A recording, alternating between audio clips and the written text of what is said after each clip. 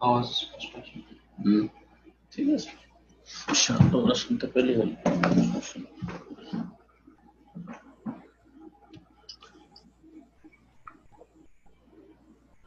জি ইনশাআল্লাহ শেখ আলা আমরা শুনতে পাচ্ছি, আপনি শুরু করতে পারেন। জাযাকাল্লাহ খাইর। জাযাকাল্লাহ।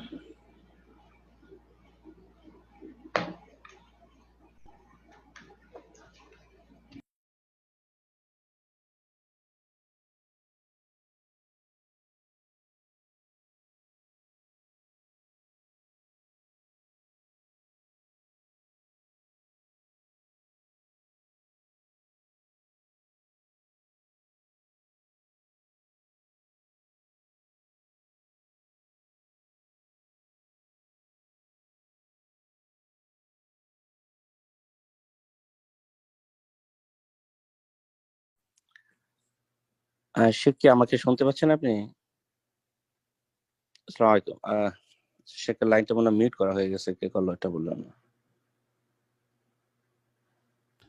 জি জাযাকাল্লাহ খাইর। হ্যাঁ ওকে জি। السلام عليكم ورحمة الله وبركاته.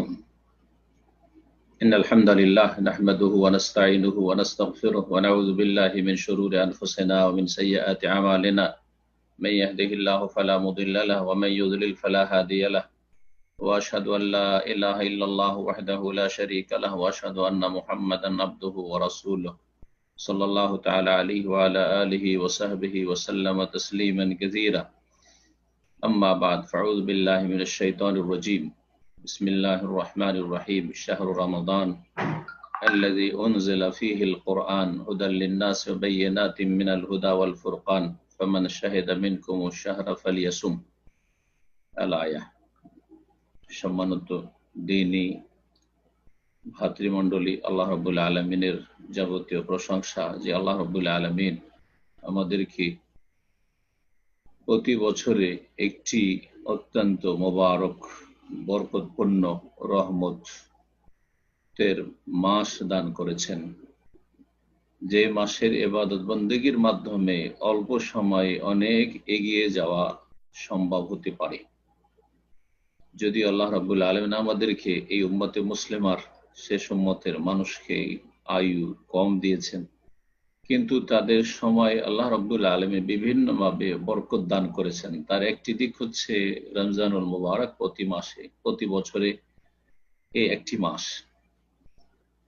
এই জন্য অন্যান্য উম্মত অনেক সময় পাওয়া সত্ত্বেও তাদের থেকে এগিয়ে যেতে পারবে এই উম্মত রাসূলুল্লাহ সাল্লাল্লাহু আলাইহি সাল্লামের। নাহনুল আখিরুন আস-সাবিকুনা ইয়াউমাল কিয়ামা, সহিহ বুখারীতে হাদিস রয়েছে, আমরা সর্বশেষ এসেছি, তবে কিয়ামতের দিন সবার আগে থাকব।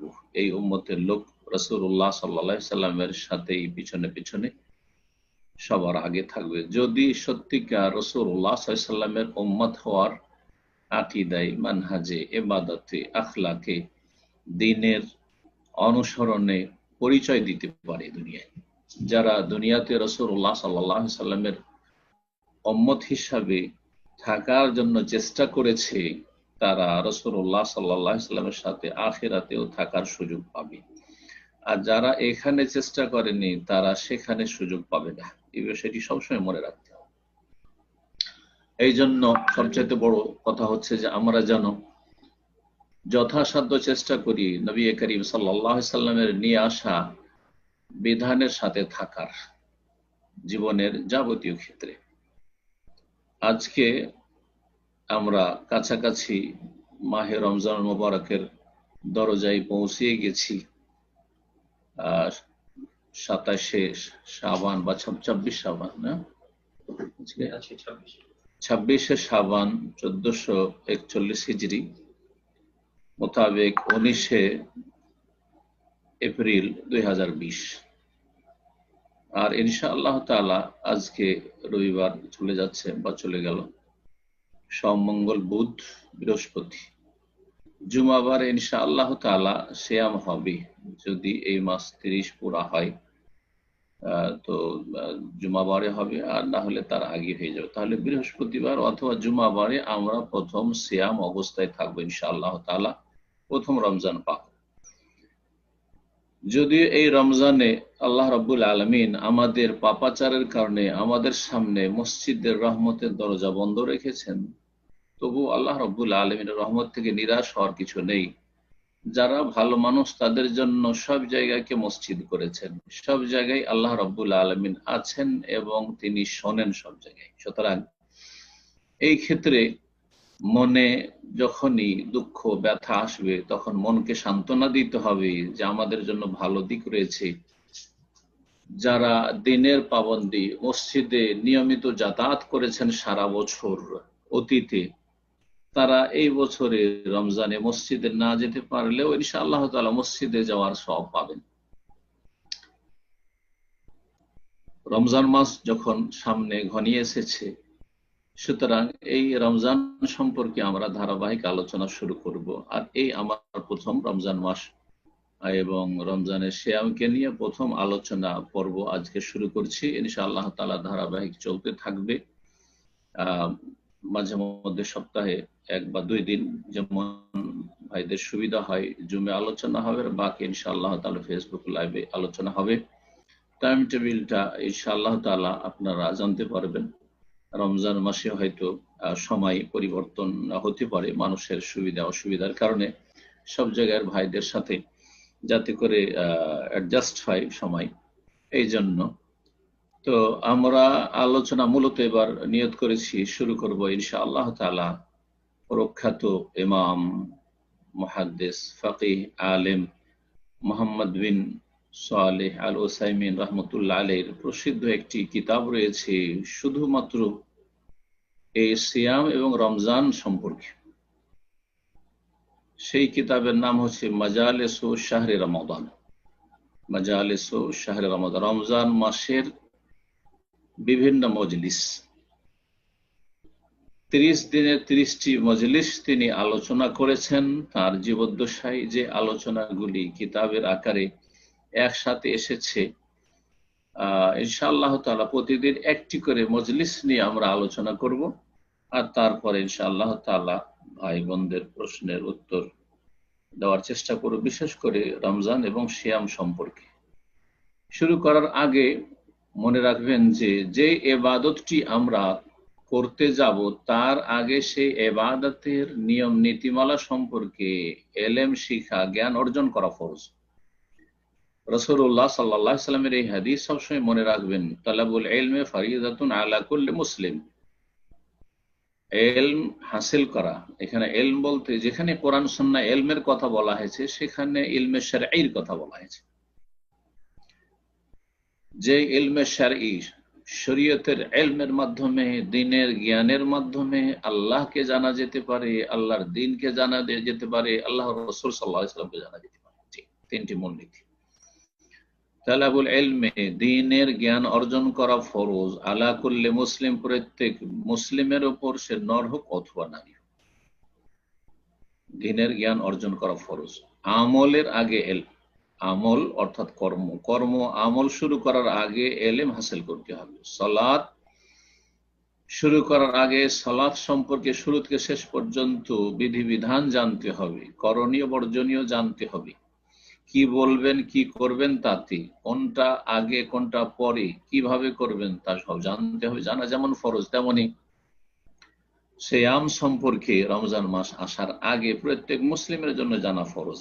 যারা সাবালক হয়েছেন বা এবছর হচ্ছেন, জি হ্যাঁ, আল্লাহ রাব্বুল আলামিন আমাদেরকে উপকারী ইলম দান করেন। আল্লাহুম্মা ইন্না নাসআলুকা ইলমান নাফিআ ওয়া রিজকান তাইয়্যিবা, এবং আল্লাহ আমাদেরকে পাক পবিত্র হালাল রিজিক দান করেন। ওয়া আমালান মুতাকাব্বিলা, এবং এমন আমল দান করেন যে আমল আল্লাহ রাব্বুল আলামিনের কাছে গৃহীত হয়, মঞ্জুর হয়। জি, আল্লাহ রাব্বুল আলামিন সমস্ত রোগ থেকে আমাদেরকে শিফা দান করেন। শিফা মিন কুল্লি দা, প্রত্যেক রোগ থেকে, বিপদ আপদ থেকে আল্লাহ মুক্ত রাখেন। যারা আক্রান্ত তাদেরকে সুস্থ করেন, আর যারা এখনো নিরাপদ আছেন তাদেরকে আল্লাহ নিরাপদ রাখেন। আলোচনা শুরু করি রমজান মাস সম্পর্কে। এই রমজান মাস যে সম্পর্কে কোরআনে কারিমে সূরা বাকারার কয়েকটি আয়াত রয়েছে, এই মাহে রমজান সম্পর্কে আর সিয়াম সম্পর্কে বেশ কয়েকটি আয়াত রয়েছে। আয়াতগুলির একটি আয়াত শুরু তেলাওয়াত করেছি, শাহরু রমাদান আল্লাযী উনজিলা ফীহিল কুরআন, এই আয়াতে রমজান মাসের ফজিলতের দিকে ইঙ্গিত করা হয়েছে। কোরআনে কারিমে সংক্ষেপে রমজান মাসের ফজিলত বা মহত্ব, তাতে যে গুণাগুণ রয়েছে সে সম্পর্কে আমাদেরকে জানানো হয়েছে। এই রমজান মাস হচ্ছে সম্মানিত মাস, একটি মহান একটি মৌসুম। এই মৌসুম হচ্ছে মহাপুরস্কারের মৌসুম। আল্লাহ রাব্বুল আলামিন এতে সার্বিক কল্যাণের দরজা সমূহ খুলে দেন আগ্রহীদের জন্য। এমন একটি মাস যেটি হচ্ছে বরকতের মাস, যেটি আল্লাহ রাব্বুল আলামিনের পক্ষ থেকে অনুগ্রহের মাস, রহমতের মাস, জি আল্লাহর দানের মাস। যে যত নিতে পারে রব্বুল আলামিনের কাছে, জি হ্যাঁ, নেকির দিক থেকে যা চাওয়া পাওয়া মানুষের মনের কামনা বাসনা রয়েছে দুনিয়া এবং আখিরাতের ক্ষেত্রে, সবকিছু পাওয়ার সুবর্ণ সুযোগ হচ্ছে এই মাহে রমজান। মহান আল্লাহ ইরশাদ করেছেন সূরা বাকারার, যে বলছিলাম আয়াত নম্বর 185, আল্লাহ রাব্বুল ইরশাদ করেছেন শাহরু রমাদান, রমজান এমন একটি মাস আল্লাযী উনজিলা ফীহিল কোরআন, যাতে আল কোরআন নাযিল করা হয়েছে, যাতে আল কোরআন নাযিল করা হয়েছে। এতটুকু কথা আল্লাহ বলেছেন। সাধারণভাবে যদি তরজমা অনুবাদ পড়েন তাহলে হ্যাঁ এতটুকু নলেজ হলো যে রমজান মাসে কোরআন নাজিল হয়েছে, মানে কোরআন নাজিল হওয়া শুরু হয়েছে, কোরআন নাজিল হওয়া শুরু হয়েছে। বা পুরো কোরআনে কারীম আল্লাহ রাব্বুল আলামিন লৌহে মাহফুজ থেকে সুরক্ষিত ফলক থেকে প্রথম আকাশে নামিয়ে দিয়েছেন, আর সেখান থেকে ফেরেশতা জিবরাইল আলাইহিস সালাতু সালাম যখন যখন নির্দেশ হয়েছে তখন রাসূলুল্লাহ সাল্লাল্লাহু আলাইহি ওয়াসাল্লামের কাছে কোরআনের ওহী নিয়েছেন ধারাবাহিকভাবে এই 23 বছরে। এতটুকু শুধু জানলাম যে রমজান মাসে কোরআন নাযিল হয়েছে, কিন্তু এটুকু উদ্দেশ্য নয়। উদ্দেশ্য হচ্ছে রমজান মাস এমন একটি মহত্বপূর্ণ মাস, এমন একটি ফজিলতের মাস, এমন একটি বরকত এবং আল্লাহর রহমতের মাস, যে মাসে আল কোরআন নাযিল হয়েছে। যে আল কোরআন হচ্ছে নূর, জি কোরআন কারীম হচ্ছে নূর, যা বিভিন্ন আয়াতে বলা হয়েছে। কোরআন কারীম হচ্ছে হুদান, হিদায়াত, দিক নির্দেশনা। কোরআন কারীম হচ্ছে বুরহান, ওয়াকাট্ট, দলিল, প্রমাণ। যে আল কোরআন দিয়ে অসংখ্য মানুষের অন্তরকে, জীবনকে, জীবনের বিভিন্ন দিককে আল্লাহ আলোকিত করেছেন, মুনাওয়ার করেছেন। বহু মানুষ এবং জিনকে আল্লাহ রাব্বুল আলামিন অন্ধকার সমূহ থেকে আলোর দিকে নিয়ে এসেছেন। জি লিইখরিজাকুম মিনাজ যুলুমাতি ইলান নূর। গুমরাহি, অন্ধকার অনেক রয়েছে, ভ্রষ্টতা, বিভ্রান্তি অনেক রয়েছে, সমস্ত বিভ্রান্তি থেকে মুক্ত করেছেন আল্লাহ রাব্বুল আলামিন এই কোরআন কারীমের মাধ্যমে। যে কোরআন এই রমজান মাসে নাজিল করেছেন আল্লাহ রাব্বুল আলামিন, এটি কি যেমন তেমন কথা হইল যে আল্লাহর রহমত হয়েছে তার সৃষ্টিকুল মানুষ এবং জিনের ওপর, যে তাদেরকে সঠিক পথ দেখায় এই রমজান মাসে। যদি এই আল কোরআন নাজিল না হইতো, চিন্তা করুন, প্রথম নাজিল হয়েছে মক্কাতুল মুকাররমা, 1400 বছর আগে জাহিলিয়াতের যুগে মক্কার মানুষদের কি অবস্থা ছিল, তাদের আকীদার, তাদের চরিত্রে, তাদের শিরক কুফরির, তাদের বর্বরতার কি অবস্থা ছিল। এমন কোন পাপ ছিল না যা তারা প্রকাশ্যে করত না। জি, তাহলে মক্কার মতো জায়গার মানুষদের যদি তখন এই অবস্থা থাকে, তাহলে সারা বিশ্বের মানবতার কি অবস্থা ছিল। মানুষ পশুর চাইতেও নিচে নেমে গিয়েছিল। এই সমস্ত মানুষকে হেদায়েতের উদ্দেশ্যে আল্লাহ আল কোরআন নাজিল করেছেন যেই সময়টিতে, যখন আল্লাহর রহমতের দৃষ্টি পড়েছে মানব জাতির উপর, সেটা ছিল এই রমজান মাস। হুদাল লিন-নাস, এই কোরআন নাজিল করার উদ্দেশ্য হচ্ছে মানব জাতিকে হিদায়াত করা, মানব জাতিকে সঠিক পথ দেখানো। জি, কোরআনের উদ্দেশ্য একটি কথা আল্লাহ বলে দিয়েছেন। কোরআন কেন আল্লাহ নাজিল করেছেন? সমস্ত মানবতাকে সঠিক পথ দেখানোর জন্য। হুদাল লিন-নাস, তাদের থেকে যারা উপকৃত হয়েছে, লাভবান হয়েছে, তারা হচ্ছে মুত্তাকিন। সুতরাং সূরা বাকারার শুরুতে আল্লাহ বলেছে হুদাল লিল মুত্তাকিন, যালিকাল কিতাবু লা রাইবা ফিহি হুদাল লিল মুত্তাকিন, যেহেতু তারাই লাভবান। আর সমস্ত মানবতার জন্য আল্লাহ দিক নির্দেশনা করেছেন, হ্যাঁ আসমানি সিলেবাস পাঠিয়েছেন, কিন্তু তারা যেহেতু লাভবান হয়নি, সেই জন্য কখনো কখনো তাদেরকে আল্লাহ আউট করে দিয়েছেন। আর সবার উদ্দেশ্যে যেহেতু পাঠানো হয়েছে, সবাই তাদের থেকে লাভবান হতে পারে একটু চেষ্টা করলে, একটু মনোযোগী হইলে, সেজন্য হুদাল লিন-নাসও বলেছেন। ওয়াবাইয়িনাতিম মিনাল হুদা। আবার কেউ কেউ বলতে পারে হয়তো, যেমন বিদাতি আলেম সমাজের এই শিক্ষা যে কোরআন বোঝাটা চারটি কথা নাই, কোরআন যেমন তেমন লোকের বোঝার বিষয় নাই, এতগুলি এলেমের দরকার। কোরআন কি পড়বে, কোরআনের তর্জমা কি পড়বে, হাদিস কি বুঝবে? আল্লাহ বলছেন ওয়াবাইয়িনাতিম মিনাল হুদা, সুস্পষ্ট হেদায়েত রয়েছে। কোরআনে যে হেদায়েত রয়েছে, কোরআন থেকে যে হেদায়েত পাওয়া যায় সেটা একেবারে স্পষ্ট, কোনো অস্পষ্টতা নেই, কোনো ঝামেলা নেই বুঝতে। ওয়াল ফুরকান, এবং কোরআন হচ্ছে হক আর বাতিলের মাঝে পার্থক্যকারী। ফুরকান এই জন্য কোরআনের আরেকটি নাম। কোরআন ভালো মন্দর মাঝে পার্থক্য করতে পারে। কোরআনের অনুসারী হলে আপনি ভালো হয়ে যাবেন, আর কোরআনের আদর্শ ছেড়ে অন্যদিকে গেলে আপনি বাতিলপন্থী হয়ে যাবেন। এর মাধ্যমে চিহ্নিত হবে যারা কোরআনের অনুসারী তারা হচ্ছে আহলুল হক, ওহীর অনুসারী, আর কোরআনের ব্যাখ্যা হচ্ছে রাসূলুল্লাহ সাল্লাল্লাহু আলাইহি ওয়াসাল্লাম। আর যারা কোরআন সুন্নাহর অনুসারী নয় তারা হচ্ছে আহলে বাতিল। এমন একটি মাস যাতে যেমন রয়েছে রহমত, তেমন রয়েছে আল্লাহ রাব্বুল আলামিন মাগফিরাত, মার্জনা, ক্ষমা, এবং তাতে রয়েছে ইতকুম মিনান নিরান, জাহান্নাম থেকে মুক্তি, ছাড় প্রাপ্তি। কিন্তু এই মাসকে তিন ভাগে ভাগ করার যে হাদিসটি রয়েছে, ওয়াহুয়া শাহরুন আউয়ালুহু রাহমাতুন ওয়া আওসাতুহু মাগফিরাতুন ওয়া আখিরুহু ইতকুম মিনান নার, কারণ বক্তারা এই রমজান মাসে এই হাদিসটি খুব শোনাবে, আর আমরা ছোট কাল থেকে শুনে এসেছি। ইবনে খুজাইমা এই হাদিসটি রয়েছে যে এই মাস তিন ভাগে বিভক্ত। তার প্রথম 10 দিন হচ্ছে রহমত, আর তারপরে দ্বিতীয় দশক হচ্ছে মাগফিরাত, আল্লাহর ক্ষমার জন্য স্পেশালি, আর শেষ দশক হচ্ছে ইতকুম মিনান নার, জাহান্নাম থেকে ছাড় প্রাপ্তি বা মুক্তির ঘোষণা।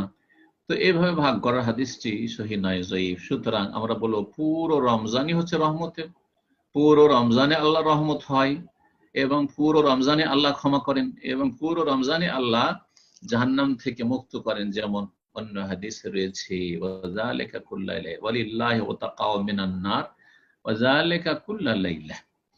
আল্লাহ রাব্বুল আলামিন প্রতি রাতে রমজান মাসের অসংখ্য মানুষকে জাহান্নাম থেকে আজাদ করেন, মুক্ত করেন। আর এটি শুধু বিশেষ সময় বা শেষ দশকে নয়, কুল্লা লাইলা, প্রতি রাতে, প্রত্যেক রমজানের রাতে আল্লাহ অসংখ্য মানুষকে জাহান্নাম থেকে নাজাত দান করেন।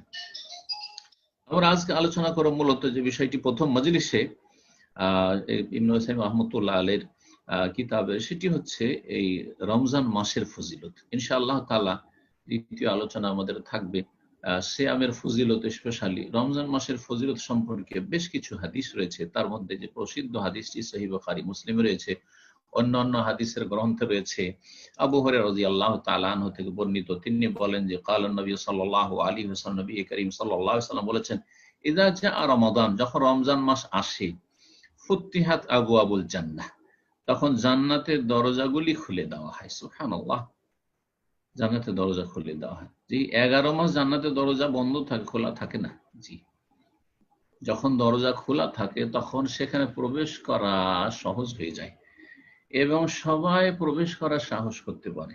জি, কোন ঘরের যদি দরজা খোলা থাকে তাহলে যে কোনো মানুষ সহজে প্রবেশ করতে সাহস করতে পারে এবং ঢুকতে পারে। কিন্তু যদি বন্ধ থাকে তো সবাই সাহস করবে না। এই জন্য অধিকাংশ লোক 11 মাস তাদের হিম্মত হয় না জান্নাতে যাওয়ার। তারা শয়তানকে সুযোগ দিয়ে দেয়, শয়তান তাদেরকে নিয়ে চলে যায় জাহান্নামের দিকে।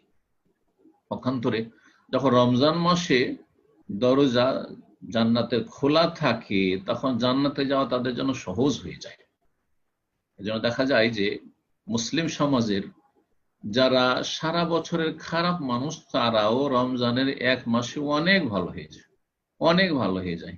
বরং অনেক পাপীদেরকে, আধা নামাজিদেরকে দেখা যায়, যারা নামাজের ক্ষেত্রে উদাসীন গাফেল, তাদেরকে দেখা যায় যে রমজান মাসে তারাই আগে ভাগে প্রথম কাতারের দিকে। রমজান মাস যখন আসে, ফুতিহাত আবওয়াবুল জান্নাহ, জান্নাতের দরজা সমূহ খুলে দেওয়া হয়। এটি হচ্ছে প্রসিদ্ধ হাদিস। কিন্তু আরো দুটো বাক্য দিয়ে হাদিস রয়েছে, হাদিসগুলি একটু আমি এইভাবে বর্ণনা করলে আমাদের বুঝতে আরো সুবিধা হবে। জি হ্যাঁ, রাসূলুল্লাহ সাল্লাল্লাহু আলাইহি ওয়াসাল্লাম আরেকটি হাদিস রয়েছে যেটা সহিহ বুখারীতে রয়েছে, ফুতিহাত আবওয়াবুস সামাই, আকাশের দরজা সমূহ খুলে দেওয়া হয়। তাহলে এখান থেকে আরেকটি জিনিস জানলাম যে জান্নাতের দরজা খোলার সাথে সাথে আকাশের দরজা খুলে দেওয়া হয়। আর আকাশের দরজা খুলে দেওয়া হয় তার মানে বান্দা নেক আমল ওপরে উঠে, আর ওপর থেকে আল্লাহ রাব্বুল আলামিনের বিনা হিসাবে রহমত বর্ষিত হয়, আল্লাহর অনুগ্রহ নেমে আসে, আল্লাহর পক্ষ থেকে বরকত নেমে আসে, আকাশের দরজা খুলে দেওয়া হয়। জি, এই হাদিস জানলাম। তৃতীয় হাদিস রয়েছে সহিহ মুসলিমে, তিরমিজিতে, ফুতিহাত আবু আবু রাহমাহ, যখন রমজান মাস আসে তখন রহমতের দরজা খুলে দেওয়া, রহমতের দরজা খুলে দেওয়া হয়। তাহলে হাদিস আমরা তিনটি বাক্যে পেলাম, ফুতিহাত আবওয়াবুল জান্নাহ, জান্নাতের দরজা খুলে দেওয়া হয়, আকাশের দরজা খুলে দেওয়া হয় রমজান মাসে, আর রমজান মাস শুরু হলেই রহমতের দরজা খুলে দেওয়া হয়। এখান থেকে আরেকটি কথা বলবো, সেটা হচ্ছে রহমতের দরজা খুলে দেওয়া, এই হাদিসটিকে সামনে রেখে আল্লাহ রাব্বুল রহমত, সেটা পার্থিব রহমত হতে পারে, আর সেটা পারলৌকিক রহমত হতে পারে, দ্বীনি রহমত হতে পারে, দুনিয়াবি রহমত হতে পারে। হ্যাঁ, ধর্মীয় দ্বীনি রহমত হতে পারে আল্লাহ, আর একেবারে দুনিয়াবি পার্থিব রহমত হতে পারে। সুতরাং এই সময়ে যে বিশ্বে করোনা ভাইরাসের মহামারী ছেয়ে গেছে, বিস্তার লাভ করেছে, প্রতিটি মহল্লায় মহল্লায়, প্রতিটি জায়গায় সুবহানাল্লাহ যায় আধিপত্য কায়েম করে ফেলেছে, এই আল্লাহ রাব্বুল আলামিন ক্ষুদ্র সেনাবাহিনীর সামনে সারা বিশ্ব অসহায় দেখা দিচ্ছে। সুবহানাল্লাহ। জি, আমরা এখানে একটি নেক ফাল নেব, অর্থাৎ শুভ লক্ষণ নেব, এবং আল্লাহ সম্পর্কে, আল্লাহ রাব্বুল আলামিনের রুবুবিয়ত সম্পর্কে, আল্লাহ রাব্বুল আলামিনের রহমত সম্পর্কে, আল্লাহ রাব্বুল আলামিনের দয়া মায়া সম্পর্কে আমরা সুধারণা রাখবো। হুসনে জান বিল্লাহ যেটা বলে, সুধারণা রাখবো। সেটা কি? সেটা হচ্ছে আল্লাহর রহমতের দরজা খোলা হয়। সেটা যেমন দ্বীনি রহমত, তেমন পার্থিব রহমত। সেটা যেমন আখিরাতে পারলৌকিক রহমত, তেমনি দুনিয়াবী রহমত, পার্থিব রহমত। তাহলে পার্থিব রহমত যখন আল্লাহ দেবেন আমাদেরকে এই রহমত রমজান মাসে, তো আল্লাহর কাছে কি আমরা আশা রাখতে পারি না? এবং আমাদের কি আশা রাখা উচিত হবে না যে আল্লাহর রহমতের দরজা রমজান মাসে খোলা হবে ইনশাআল্লাহ তাআলা? মুসলিম উম্মার উপর থেকে, মানব জাতির উপর থেকে করোনার ভাইরাস রমজান আসলে ইনশাআল্লাহ তাআলা চলে যাবে। আল্লাহর কাছে এটা ইয়াকিনের সাথে আমরা আশা রাখবো, ইনশাআল্লাহ বলে আশা রাখবো, কিন্তু ইনশাআল্লাহ সন্দেহমূলক নয়, বরং তাহকিকান। আরবরা বলেন যে ইনশাআল্লাহ দুই রকম। একটা হচ্ছে যে ইনশাআল্লাহ ভাই আপনাকে আমি এটা জিনিস দেব, তার মানে সন্দেহমূলক, চেষ্টা করব, আর আল্লাহ চাইলে দেব। জি হ্যাঁ। আর একটা হচ্ছে তাহকিকান, নিশ্চিত দেব, কিন্তু আল্লাহর নাম নিয়ে বললাম, নিশ্চিত এই কাজটি করব আমি। জি, যে কাজটিতে কোনো সন্দেহ নেই সেই কাজটি অবশ্যই করব। হ্যাঁ, যেমন আমি সালাতের সময় হয়েছে, আমি সালাত আদায় করার জন্য যাব, ইনশাআল্লাহ আমি মসজিদে এখন যাব, কিন্তু ইনশাআল্লাহ মানে সন্দেহ আমি রেখে বলছি না, বরং আমি ইয়াকিনের সাথে বলছি যে আমি যাব ইনশাআল্লাহ। জি, তো আমরা কি এখানে আল্লাহ রাব্বুল আলামিনের রহমতের আশা রাখতে পারি না যে রমজানের যখন শুরু হবে, ইযা জা রমজান, যখন রমজান মাস আসবে, ফুতিহাত আবওয়াবুর রাহমাহ, রহমতের দরজা খুলে দেওয়া হবে। সুতরাং করোনা ভাইরাস হচ্ছে আল্লাহর গজব, আল্লাহর ক্রোধের বহিঃপ্রকাশ। করোনা ভাইরাস হচ্ছে আল্লাহ রাব্বুল আলামিনের পক্ষ থেকে উকুব বা শাস্তি। করোনা ভাইরাস হচ্ছে আল্লাহ রাব্বুল আলামিনের পক্ষ থেকে মানুষের জন্য পানিশমেন্ট। সুতরাং সেটা আযাব, গজবকে, ক্রোধকে, শাস্তিকে আল্লাহ রহমতে রূপান্তরিত করবেন, এবং এই বালা মুসিবত আল্লাহ মানব জাতির উপর থেকে উঠিয়ে নেবেন। উম্মাতে মুসলিমাকে আল্লাহ স্বস্তি দান করবেন, তাদেরকে রহমত দিয়ে ঢেকে নেবেন ইনশাআল্লাহ তাআলা। আল্লাহ যেন আমাদের এই মনের কামনা বাসনা কবুল করেন, আমাদের এই দোয়া যেন কবুল করেন। প্রত্যেক মুমিন মুমিনাতকে আল্লাহ এই দোয়া খালেস অন্তরে রমজানের আগে বেশি বেশি করার জন্য তৌফিক দান করেন। যে আল্লাহ, তোমার নবী করিম সাল্লাল্লাহু আলাইহি ওয়াসাল্লাম যেহেতু বলেছেন যে রমজান মাস আসলে রহমতের দরজা খুলে দেওয়া হয়, সুতরাং তুমি রহমতের সার্বিক দিক থেকে দরজা খুলে দাও, আমাদের বালা মুসিবত তুমি দূর করে দাও, এই করোনার ভাইরাস মহামারী তুমি দূর করে দাও, এবং আমাদেরকে আল্লাহ সুস্থতা দান করো, নিরাপত্তা দান করো, আমাদের সার্বিক জীবনে সুখ শান্তি দান করো, আমাদের জন্য দিন দুনিয়া সমস্ত কল্যাণ রহমতের দরজা খুলে দাও। যেমন মসজিদের রহমতের দরজা তুমি খুলে দাও, তেমনি আমাদের কাজকর্মে রুজি রোজগারের রহমতের দরজা আমাদের খুলে দাও। আমিন ইয়া রাব্বাল আলামিন। রাসূলুল্লাহ সাল্লাল্লাহু আলাইহি ওয়াসাল্লাম বলছেন, ওয়াগুল্লিকাত আবওয়াবুন নার, আর জাহান্নামের দরজা বন্ধ করে দেওয়া হয়। জান্নাতের দরজা খোলা হয় আর জাহান্নামের দরজা বন্ধ করে দেওয়া হয়। অসুফিদাতি শায়াতিন। আর 3 নম্বর ফজিলত হচ্ছে রমজান মাসে, যখন রমজান মাস আসে তখন শয়তানকে শেকলাবদ্ধ করে দেওয়া, শয়তানকে বেঁধে দেওয়া হয়, শয়তানকে বন্দি করে দেওয়া হয়। এখানে শুধু শায়াতিন বলা হয়েছে, অন্য জায়গায় বলেছে মারাদাতুল জিন, জি বিতাড়িত জিন, মারদুদ যেগুলো জিন, তার মানে যেগুলো খারাপ জিন। আর খারাপ জিনেরা হচ্ছে জিনদের মধ্যেকার শয়তান, জি বিতাড়িত শয়তান, শয়তানের রাজিম যাদেরকে বলা হয়েছে, আউযু বিল্লাহি মিনাশ শাইতানির রাজিম, যাতে আমরা ইস্তেআযা করে থাকি, ফাইজা কারাআতাল কুরআন ফাস্তাইজ বিল্লাহি মিনাশ শাইতানির রাজিম। এই বিতাড়িত শয়তান হচ্ছে মারাদাতুল জিন, মারদুদ, বিতাড়িত। এবং যারা বদমাশ জিন, যারা অবাধ্য এবং যারা মানব জাতির ক্ষয়ক্ষতি করে থাকে, মুমিন বান্দার দিন দুনিয়ার ক্ষতি করার চেষ্টা করে, প্রয়াস চালায়, এইরকম বদমাশ জিনদেরকে, শয়তানদেরকে বেঁধে দেওয়া হয়। এই জান্নাতের দরজা খুলে দেওয়া হয়, এজন্য খোলা হয় যে মানুষ বেশি পরিমাণে নেক আমল করে। দেখেন কত নেক আমলগুলি রমজান মাসে হয়, যেগুলি অন্য মাসে সাধারণত হয় না। যেমন এটা একটা দিক, তেমনি যারা নেক আমল করবে তাদেরকে উৎসাহিত করার উদ্দেশ্যে জান্নাতের দরজা খুলে দেওয়া হয়, জাহান্নামের দরজা বন্ধ করে দেয়, কারণ গুনাহগারের সংখ্যা, পাপীর সংখ্যা কমে আসে। জি, শয়তানকে বেঁধে দেওয়া হয় যাতে করে শয়তান 11 মাস যেভাবে মানব জাতিকে বিভ্রান্ত করে, পাপে ডুবিয়ে দেয়, সেইভাবে সক্ষম না হয়। কিন্তু যারা 11 মাস শয়তানের গোলামি করেছে, তারা এই 1 মাস যদিও শয়তানকে শেকলাবদ্ধ করে দেওয়া হয়, বেঁধে দেওয়া হয়, তারপরেও ওইভাবেই চলতে থাকে, কারণ 11 মাসের বদ অভ্যাস থেকে অধিকাংশই মুক্ত হতে পারে না, যার ফলে রমজান মাসে অনেক খারাপ লোক মুসলিম সমাজে দেখা যায়। বেশ কিছু হাদিস রয়েছে এই রমজানের ফজিলত সম্পর্কে, যে হাদিসগুলি জয়ীফ, সহিহ নয়। আর আমরা জয়ীফ হাদিস পেশ করব না, আর যদি কখনো পেশ করি তাহলে আমরা শনাক্ত করে দেব বা সতর্ক সাবধান করে দেওয়ার চেষ্টা করব, কারণ জয়ীফ হাদিস বর্ণনা করে নীরব থাকা জায়েজ নয়। একটি মাসালা মনে রাখেন, দুর্বল হাদিস, অথেন্টিক যেগুলো নয়, সেই সব হাদিস পেশ করে নীরব থেকে গেলাম আর বয়ান করে চলে গেলাম, এটা কোনো মুসলিমের জন্য, কোনো আলেমের জন্য জায়েজ নয়। আর এইরকম জাল হাদিস জেনে শুনে বর্ণনা করা হারাম, জাল হাদিস বর্ণনা করে হারাম। আর যদি বর্ণনা করেন তো উদ্দেশ্য থাকতে হবে সতর্ক সাবধান করা, সতর্ক সাবধান করা। কিছু জয়ীফ হাদিস রয়েছে, তার মধ্যে একটি হাদিস মুসনাদ আহমদ আবু রাদিয়াল্লাহু তাআলা আনহু থেকে বর্ণিত রয়েছে, যাতে 5টি বৈশিষ্ট্য রমজান মাসে রয়েছে যা বর্ণনা করা হয়েছে। হাদিসটি জয়ীফ, হাদিসটি বাজ্জার এবং বাইহাকির কিতাবুস সওয়াবে রয়েছে, হাদিসটি জয়ীফ, কিন্তু আর মুসনাদ আহমদেও রয়েছে। কিন্তু হাদিসের মূল যে বিষয়বস্তু, তার অধিকাংশ অন্যান্য সহিহ হাদিস দ্বারা প্রমাণিত।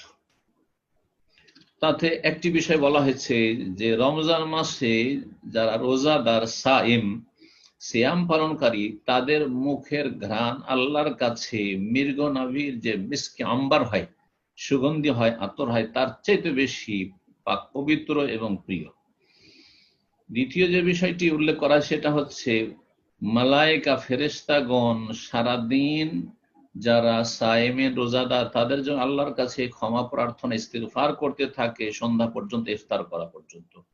তৃতীয় যে বিষয়টি বলা হয়েছে সেটা হচ্ছে আল্লাহ রাব্বুল আলামিন প্রতিদিন জান্নাতকে সাজান, সুসজ্জিত করেন, আর বলেন যে আমার নেক বান্দারা শীঘ্রই দুনিয়া থেকে আমার কাছে আসবে, আর আসার পরে তারা এই জান্নাত লাভ করবে, তাদের জন্য সাজানো হচ্ছে। 4 নম্বরে যে বিষয়টি উল্লেখ করা হয়েছে তাতে সেটা হচ্ছে বিতাড়িত, তুসাফাদু ফিহি মারাদাতু শায়াতিন, বিতাড়িত শয়তানকে শিকলাবদ্ধ করা হয়। সুতরাং ফালা ইয়াখলুসুনা ইলা মা কানু ইয়াখলুসুনা ইলাইহি ফি গায়রি, অন্য মাসে যে পাপগুলি করাতো বা যেভাবে বিভ্রান্ত করতে পারতো মানব জাতিকে, ওইভাবে আর বিভ্রান্ত করতে পারে না। 5 নম্বরে যে বৈশিষ্ট্য এই রমজান মাসের উল্লেখ করা হয়েছে তা হচ্ছে ওয়ায়ুগফারু লাহুম ফি আখিরিল লাইলা, রমজান মাসের শেষ রাত, যেটি 29 বা 30-এর যে রাত, সেই রাতে রোজাদার যারা আল্লাহর হক আদায় করলো ঠিকভাবে, যথাযথ রমজান মাসে 5 ওয়াক্ত সালাতের পাবন্দী করলো, সিয়াম পালন করলো, তারপরে সুন্নত কিয়াম সেটাও যথাসাধ্য চেষ্টা করলো, নেক আমলে বেশি বেশি অংশ নিল, ফরজ ওয়াজিবের পুরোপুরি হেফাজত করলো, হারাম নাজায়েজ থেকে নিজেকে বাঁচিয়ে রাখলো, তাদেরকে ক্ষমা করে দেওয়া হয়। তখন রাসূলুল্লাহ সাল্লাল্লাহু আলাইহি ওয়াসাল্লামকে সাহাবীরা জিজ্ঞাসা করেছি, আহিয়া লাইলাতুল কদর, সেটা কি কদরের রাতের কথা বলছেন? রাসূলুল্লাহ বলছেন, না, কদরের রাত তো আলাদা ফজিলত রাখে, কিন্তু এখানে নীতিমালা হচ্ছে ওয়ালাকিন্নাল আমেলা ইন্নামা ইউআফা আজরাহু ইযা কাযা আমালাহু। যে কোনো কর্মচারী যখন কাজ করে দিনের শেষে, দিন মজুর যারা করে দিনের শেষে বেতন পায়। জি হ্যাঁ, যে সারাদিন কাজ করলো তার প্রতিদান বেতন পেয়ে যায়। ঠিক তেমনি বান্দা যখন রমজান মাস গোটাটা নেক আমল করলো, শেষ রাতে তাদেরকে তার প্রতিদান দেওয়া হয়। এই হাদিসের অধিকাংশ বিষয়গুলি সহিহ হাদিস দ্বারা প্রমাণিত, কিন্তু হাদিসটি জেনে রাখা ভালো যে হাদিসটি সহিহ নয়, যায়ীফ। জি, সুতরাং এই হাদিস সম্পর্কে আর বিস্তারিত আলোচনা না করে আরেকটি পয়েন্ট আলোচনা করে আলোচনা শেষ করব। তা হচ্ছে যে আল্লাহ রাব্বুল আলামিন এই রমজান মাসে তার বান্দাদের উপর অনুগ্রহ করেছেন তিন দিক থেকে। তিনটি দিক রয়েছে, এই তিনটি দিক আমাদেরকে মনে রাখতে হবে, অত্যন্ত গুরুত্বপূর্ণ বিষয়। প্রথম যে দিকটি রয়েছে সেটা হচ্ছে আল্লাহ রাব্বুল আলামিন এই মাহে রমজানে বেশ কিছু ইবাদতের নিয়ম নীতিমালা প্রদান করেছেন, তার ওহীর বিধানে নাযিল করেছেন। কোরআন কারীমে হোক অথবা রাসূলুল্লাহ সাল্লাল্লাহু আলাইহি ওয়াসাল্লামের সুন্নাহ হাদিসে হোক, বেশ কিছু ইবাদত বন্দেগীর বিধান রয়েছে, ফরজ অথবা সুন্নাত মুস্তাহাব। জি, যেমন সিয়াম ফরজ, কিয়াম সুন্নাত, আর এইরকমই অনেক নেক আমল ইনশাআল্লাহ তাআলা একটি আলোচনা থাকবে আমাদের রমজান মাসে যে নেক আমলগুলি বিশেষভাবে আমরা করতে পারি, আর আলোচনা আমার এই মর্মে আছে রমজান মাসের নেক আমল বা সৎ আমল সম্পর্কে। 10-এর বেশি আমল, আর সেই আমলের দরজাগুলি রয়েছে, নেক দরজা রয়েছে, যেগুলি দিয়ে আপনি প্রবেশ করতে পারেন। তো আল্লাহ রাব্বুল আলামিন যে এই বিধিবিধানগুলো দিয়েছেন, এটি আল্লাহ রাব্বুল আলামিনের বড় অনুগ্রহ। কারণ যদি রমজান মাস আসতো, রমজান মাস আগে থেকেও ছিল, এই উম্মতে মুসলিমার আগেও রমজান মাস ছিল, কিন্তু রমজান মাসের সিয়াম ছিল না, রমজান মাসের কিয়াম তারাবিহ ছিল না, রমজান মাসের সিয়ামের ইফতারি করার যে ফজিলত রয়েছে, রমজান মাস হচ্ছে শাহরুল কোরআন, কোরআনের মাস, রমজান মাস হচ্ছে ধৈর্যের মাস। জি, তো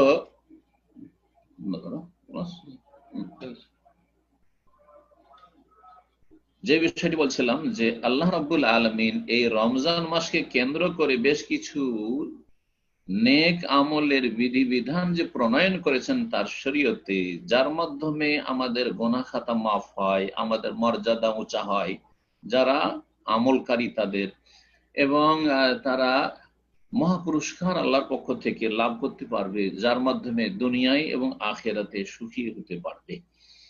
তো এই যে বিধান আল্লাহ দিয়েছেন, এই বিধান যদি না দিতেন তাহলে রমজান মাস আসলে কি আর না আসলে কি কিছু তো পেতাম না। এটি আল্লাহ রাব্বুল বড় একটি অনুগ্রহ। জি, কারণ ইবাদত খেয়াল খুশি নেওয়া সম্ভব নয় ওহী ছাড়া।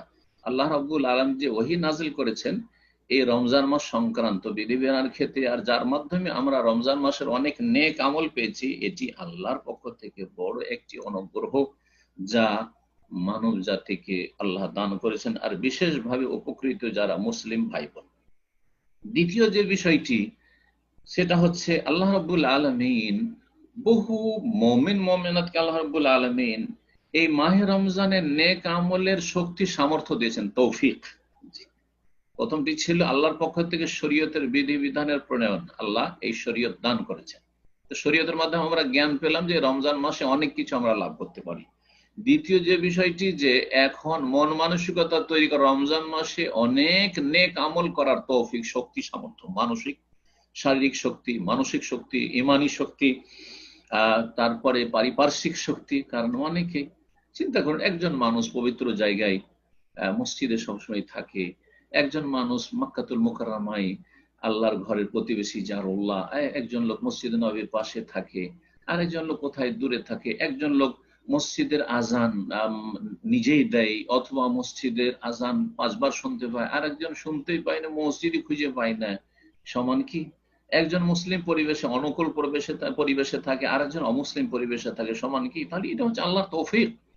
তো আল্লাহ রাব্বুল, তারপরে অনেকে হতভাগা আছে মসজিদের কাছে মক্কাতুল মুকাররমে থাকে, মদিনা মুনাওয়ারায় থাকে, কিন্তু হতভাগা, বেদিন, বেনামাজি, পাপী, পাপে ডুবে আছে। রমজান মাস চলে গেল, আসলো আর গেল, কিছুই টের পেল না, হতভাগা, আমার দুধ হয়ে থেকে গেল। ওর চাইতে অনেক দূরে যারা আছে, কিন্তু আল্লাহ তাদের ইমানই তৌফিক দিয়েছেন, ভালো। তাহলে এই সার্বিক দিক থেকে যে আল্লাহ তৌফিক দান করেছেন আমাদেরকে, আর যেসব ভাই বোনদেরকে আল্লাহ তৌফিক দান করেছেন রমজান মাসে নেক আমলের, এটি আল্লাহর পক্ষ থেকে বড় দ্বিতীয় অনুগ্রহ। যদি আল্লাহ এই সাহায্য না করতেন আর এই তৌফিক না দিতেন, তাহলে আমাদের পক্ষে তা সম্ভব ছিল না। আমাদের ভাই বেরাদর, আত্মীয় স্বজন প্রত্যেকের আছে যারা পাপের জীবন যাপন করছে, ডানে বামে অনেকে বাস করছে, প্রতিবেশী অনেকে জীবন যাপন করছে, দুনিয়ার সুখ অনেক পেয়েছে ক্ষণিকের জীবনে, কিন্তু দিনের ক্ষেত্রে বঞ্চিত, মাহরুম। আলহামদুলিল্লাহ যে আমরা ভালো আছি, আলহামদুলিল্লাহ আফানা মিম্মা ইবতালাহুম বিহি ওয়া ফাদ্দালানা আলা কাসীরিন মিম্মান খালাকা তাফদীলা। আল্লাহ রাব্বুল আলামিন তাই সূরা হুজুরাতের আয়াত 17 তে ইরশাদ করেছে, ইয়ামুন্নুনা আলাইকা আন আসলামু, আর এই নতুন নতুন মুসলিম হয়ে বা কেউ একটু হেদায়েত হয়ে, হে নবী তোমার কাছে এসে সে অনুগ্রহ প্রকাশ করছে যে আমি অনেক বড় কাজ করে দিয়েছি, আমি অনেক উপকার করেছি ইয়া রাসূলুল্লাহ, যে আমি মুসলিম হয়েছি। আরে এটা ইসলাম আর মুসলিমের উপকার করনি, আর তুমি তোমার রসুলের উপকার করনি, আল্লাহর কোনো উপকার করনি। কুল্লা তামান্নু আলাইয়া ইসলামাকুম, তোমাদের ইসলাম গ্রহণ বা তোমাদের ইসলামের পাবন্দি করে আল্লাহর উপর অনুগ্রহ করেছো, এই কথা বলিও না, এটা ভুল কথা। বালিল্লাহু ইয়ামুন্নু আলাইকুম, বরং আল্লাহ তোমাদের উপর ইহসান করেছেন, অনুগ্রহ করেছেন, এটি আল্লাহর ইহসান। আন হাদাকুম লিল ঈমান, যে তোমাদেরকে আল্লাহ ঈমানের রাস্তা দেখিয়েছেন। আমাকে আপনাকে যদি মুসলিম পরিবারে আল্লাহ সৃষ্টি না করতেন, যদি আল্লাহ প্রতিকূল পরিবেশে রাখতেন, আমাকে যদি দিনের জ্ঞান না দিতেন, দিনের প্রতি আমল করার মতো মন মেজাজ না দিতেন, দিনী পরিবেশ আল্লাহ না দিতেন, তাহলে কোথা থেকে আমি পেতাম? তো বালিল্লাহু ইয়ামুন্নু আলাইকুম, আল্লাহর বড় ইহসান তোমাদের উপর রয়েছে। আন হাদাকুম লিল ঈমান ইন কুনতুম সাদিকিন, তোমরা যদি সত্যবাদী হও, একটু চিন্তা করে দেখো যে আল্লাহ তোমাদেরকে ইমানের রাস্তা দেখিয়েছেন। তো আল্লাহ যে আমাদেরকে ইমান এবং নেক আমলের রাস্তা দেখিয়েছেন, আগে থেকে প্রস্তুত হয়ে আছে মানসিক দিক থেকে, শারীরিক দিক থেকে, যে রমজান মাসে এই করব, এই করব, এই নেক আমল করব, এই নেক আমল করব, সুযোগ এই আমার জীবনে আলহামদুলিল্লাহ আবার একটি রমজান পেলাম। তো এটি আল্লাহর ইহসান, এই মন মানসিকতা এবং সার্বিক দিক থেকে তৌফিক, এটি আল্লাহর ইহসান। তৃতীয় যে বিষয়টি, আর সেটা দিয়ে শেষ করব, সেটা হচ্ছে যে আল্লাহ রাব্বুল আলামিনের তৌফিকের পরে আল্লাহ রাব্বুল আলামিন যে রমজান মাসে নেক আমল করলে এত মহা পুরস্কার দিবেন বা দিয়ে থাকেন, এটিও আল্লাহর অনুগ্রহ। যদি আল্লাহ না দিতেন, অন্য অন্য মাসে যে ফজিলত আছে সেটাই তুমি পাবে, হ্যাঁ, তাহলে করার কিছু ছিল না, তাহলে আল্লাহ রাব্বুল আলামিন যে রমজান মাসের ইবাদত বন্দেগীর উপর স্পেশালি যে আল্লাহ বহু গুণে পুরস্কার দিয়ে থাকেন, বহু গুণে বর্ধিত করে নেকি দিয়ে থাকেন, এটি আল্লাহর বড় ইহসান।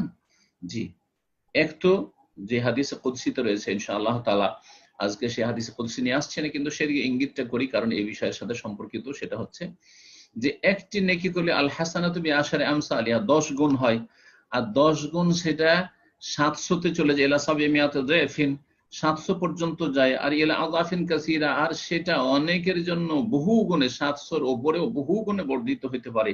আল্লাহ ভালো জানে কত কত কত কত গুণ পর্যন্ত আল্লাহ কাকে দেবেন। আল্লাহু ইউদাইফু লিমান ইয়াশা আল্লাহু ওয়াসিউন আলিম, যেমন সাদকা দান খেরাতের ক্ষেত্রে আর যাকাত প্রদানের ক্ষেত্রে আল্লাহ রাব্বুল আলামিন বর্ণনা করেছেন কোরআনে কারীমে। তাই আল্লাহ রাব্বুল আলামিন যে এই মহা পুরস্কার দিয়ে অনুগ্রহ করেছেন আমাদের উপর, এটি আল্লাহর বড় অনুগ্রহ। তো এই তিনটি অনুগ্রহ শেষখানে আলোচনা করে আমার আলোচনা আজকে শেষ করছি। রমজান মাস আল্লাহর পক্ষ থেকে আমাদের জন্য বড় নিয়ামত, সুতরাং যে ব্যক্তি পেয়ে যাবেন তিনি ভাগ্যবান, যদি এই রমজান মাসের হক যথাযথ আদায় করেন। কিসের মাধ্যমে? যেসব জীবনের পাপাচার রয়েছে সেগুলি থেকে রবের দিকে ফিরে আসার মাধ্যমে, তওবা করে আল্লাহর কাছে ক্ষমা চাওয়ার মাধ্যমে, নেকির দিকে ঝাঁপিয়ে পড়ার মাধ্যমে, নেকির ক্ষেত্রে অগ্রগামী হওয়ার মাধ্যমে, গাফিলতি দূর করার মাধ্যমে, বেশি বেশি আল্লাহ রাব্বুল আলামিনের জিকির আজকার স্মরণের মাধ্যমে, এবং পাপ থেকে দূর হয়ে আল্লাহর কাছাকাছি হওয়ার মাধ্যমে, কোরআন কারীমের সাথে নিজেকে আরো সম্পৃক্ত করার মাধ্যমে, কোরআন কারীমের তিলাওয়াত, কোরআন কারীমের অর্থ অনুধাবন করা, কোরআন কারীম সম্পর্কে গভীরভাবে তদব্বর করা, চিন্তা করা, বোঝার চেষ্টা করা, এবং কোরআন কারীমের প্রত্যেকটি কথার উপর আমল করা, সেটা কাজে পরিণত করার চেষ্টা করা, কোরআন কারীমের জীবন গড়ার চেষ্টা করা, কোরআন কারীমের পরিবার গঠনের চেষ্টা করা, কোরআন কারীম দিয়ে সমাজ গঠনের চেষ্টা করা, এবং কোরআন কারীমের দিকে বিশ্বের সমস্ত মানুষকে দাওয়াত দেওয়ার জন্য চেষ্টা কর। আল্লাহ যেন আমাদেরকে এই সার্বিক কল্যাণে তৌফিক দান করেন। সুবহান রাব্বিকা রাব্বিল ইজ্জাতি আম্মা ইয়াসিফুন ওয়া সালামুন আলাল মুরসালিন ওয়ালহামদুলিল্লাহি রাব্বিল আলামিন। জাযাকুমুল্লাহু খাইরান। বারাকাল্লাহু ফিকুম।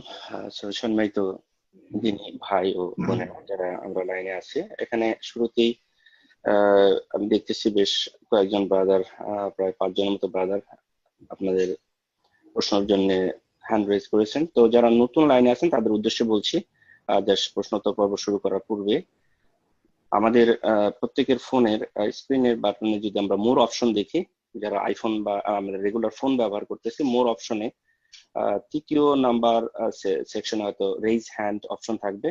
তো যেটা আপনারা সিলেক্ট করলে আমরা এখানে জানতে পারবো আপনার প্রশ্ন আছে, এবং বাই সিরিয়ালি ইনশাআল্লাহ আমরা আপনাদের প্রশ্নগুলো নেওয়ার চেষ্টা করব যতটুকু আল্লাহ আমাদের সময় সাথ দেবেন ইনশাআল্লাহ, এবং সেটা আমাদের সময় দিতে পারবেন ইনশাআল্লাহ। আর যদি হয়তো বেশি প্রশ্ন হয়ে যায় আমরা পরবর্তীতে এভরি উইকে আমরা সেগুলো নেওয়ার চেষ্টা করবো ইনশাআল্লাহ।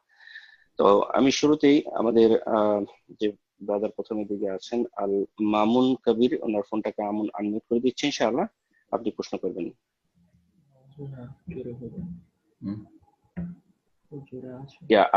আল মামুন কবির ভাই, আপনার ফোনটা আনমিউট আছে, আপনি প্রশ্ন করতে পারেন। জাযাকাল্লাহু খাইরান।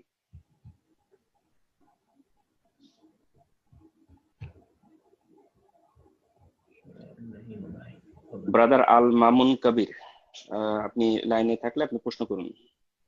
বিশেষ করে রমজান মাস এবং সিয়াম সম্পর্কে যদি প্রশ্ন থাকে তাহলে সেটাকে প্রাধান্য দেওয়া হবে।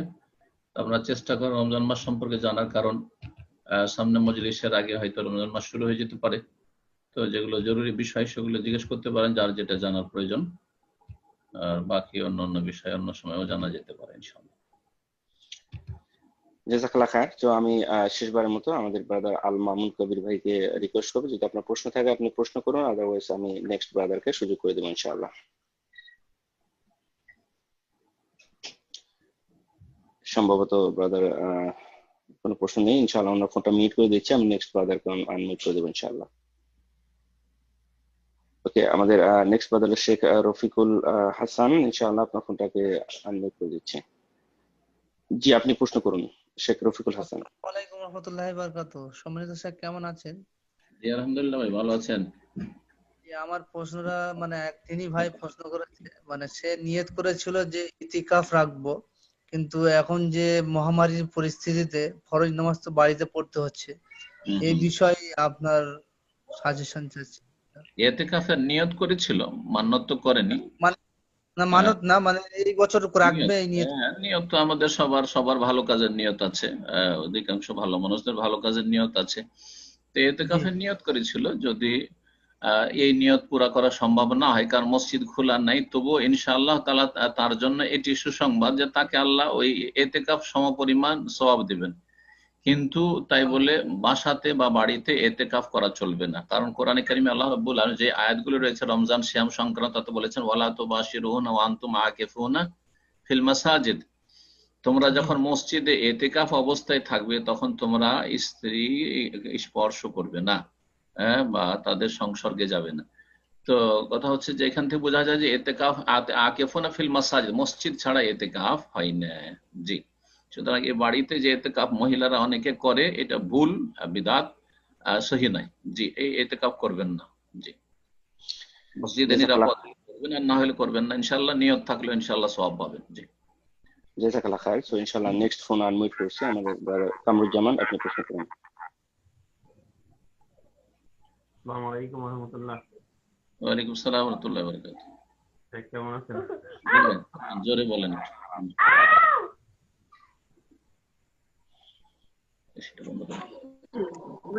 আসসালামু আলাইকুম।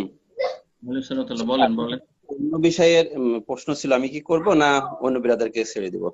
করেন, সমস্যা নেই, করেন। জি, আমি দুইটা হাদিসের বিষয়ে একটু ক্লিয়ার হতে চাচ্ছিলাম, যেটা এই মহামারীর যে হাদিস, মক্কা মদিনায় কোনো মহামারী এবং দাজ্জাল ঢুকতে পারবে না। তো এখানে এতদিন শুনে আসছিলাম এটাই, কিন্তু কিছুদিন আগে একটা লেকচারে শুনলাম যে ওইখানে একটা তাউন শব্দ অ্যাড করা আছে। তাউন শব্দটা হতে পারে একটা বিশেষ মহামারীর কথা বলা হয়েছে। হ্যাঁ, গত সপ্তাহে একটা লাইভ আলোচনা তো আমার আছে, বিস্তারিত আলোচনা করেছে ওখানে। আজকে সংক্ষেপে বলছি যে রাসূলুল্লাহ বলেছেন যে মদিনায়, আর আরেক হাদিসে আছে মক্কাতেও।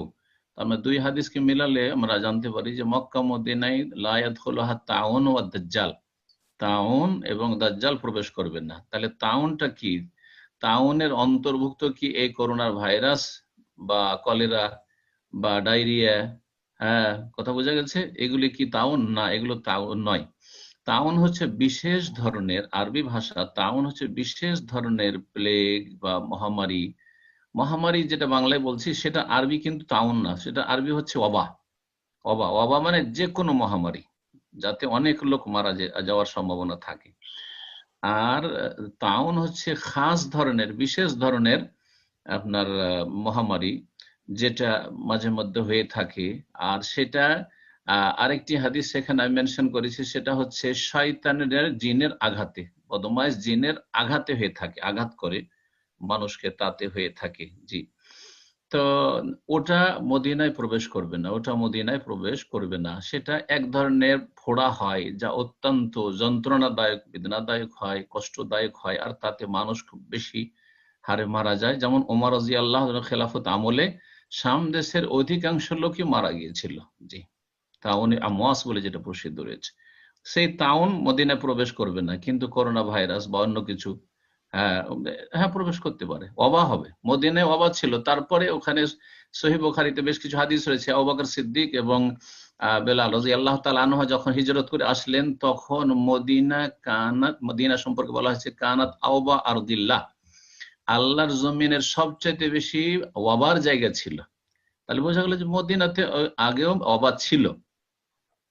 রাসূলুল্লাহ সাল্লাল্লাহু আলাইহি ওয়াসাল্লাম যখন দেখলেন যে মুহাজিররা অধিকাংশ এসে অসুস্থ হয়ে যাচ্ছেন, এখানকার আবহাওয়া তাদের জন্য অনুকূলে হচ্ছে না, দোয়া করেছিলেন যে আল্লাহ মদিনার আবহাওয়া ভালো করে দাও, সাহেহা, আর এখানকার যে জ্বরে আক্রান্ত হয়ে যাচ্ছে আমার মুহাজির সাহাবীরা, ওয়ানকুলহা ইলাল জুহফা, জুহফায় সেটাকে স্থানান্তরিত করে দাও। সেই জুহফায় তখন কোনো মুসলিম বসবাস করতো না, যেটা বর্তমান রাবেক জায়গার নাম।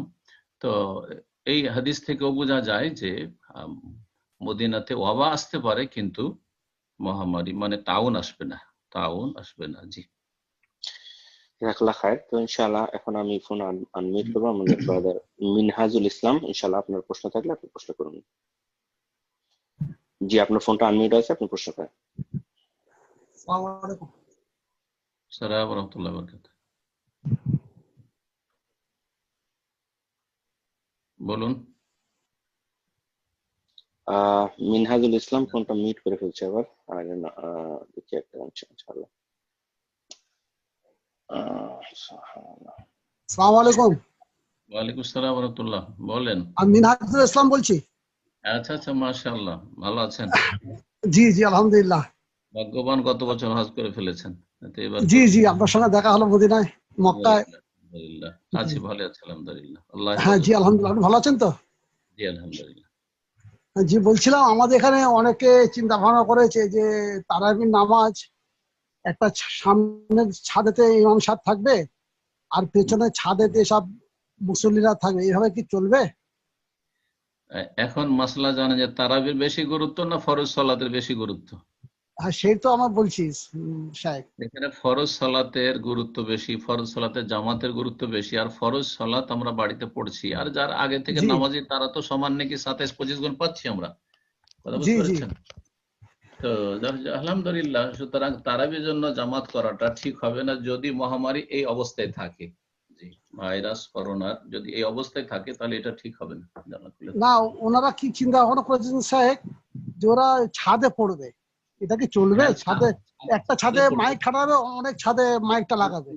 কিন্তু মুসল্লিরা যখন দাঁড়াবে সেখানে এই সামাজিক যেটা দূরত্ব বজায় রাখতে বলা হচ্ছে, বুঝছেন আজকালকার ভাষা যেটা মেডিকেলের ভাষা, তো সোশ্যাল ডিস্টেন্স যেটা সামাজিক দূরত্ব বহাল রাখতে বলা হচ্ছে, সেটা কি থাকবে? থাকবে না। তারপরে দেখেন, আপনি আপনার পরিবার নিয়ে আছেন, নিরাপদ আছেন, কিন্তু যখন আর অন্যান্য পরিবারের সদস্যের সাথে মিশবেন, হতে পারে তাদের থেকে সেটা সংক্রমণ করে আসতে পারে, এই সম্ভাবনা তখন বেড়ে যাবে।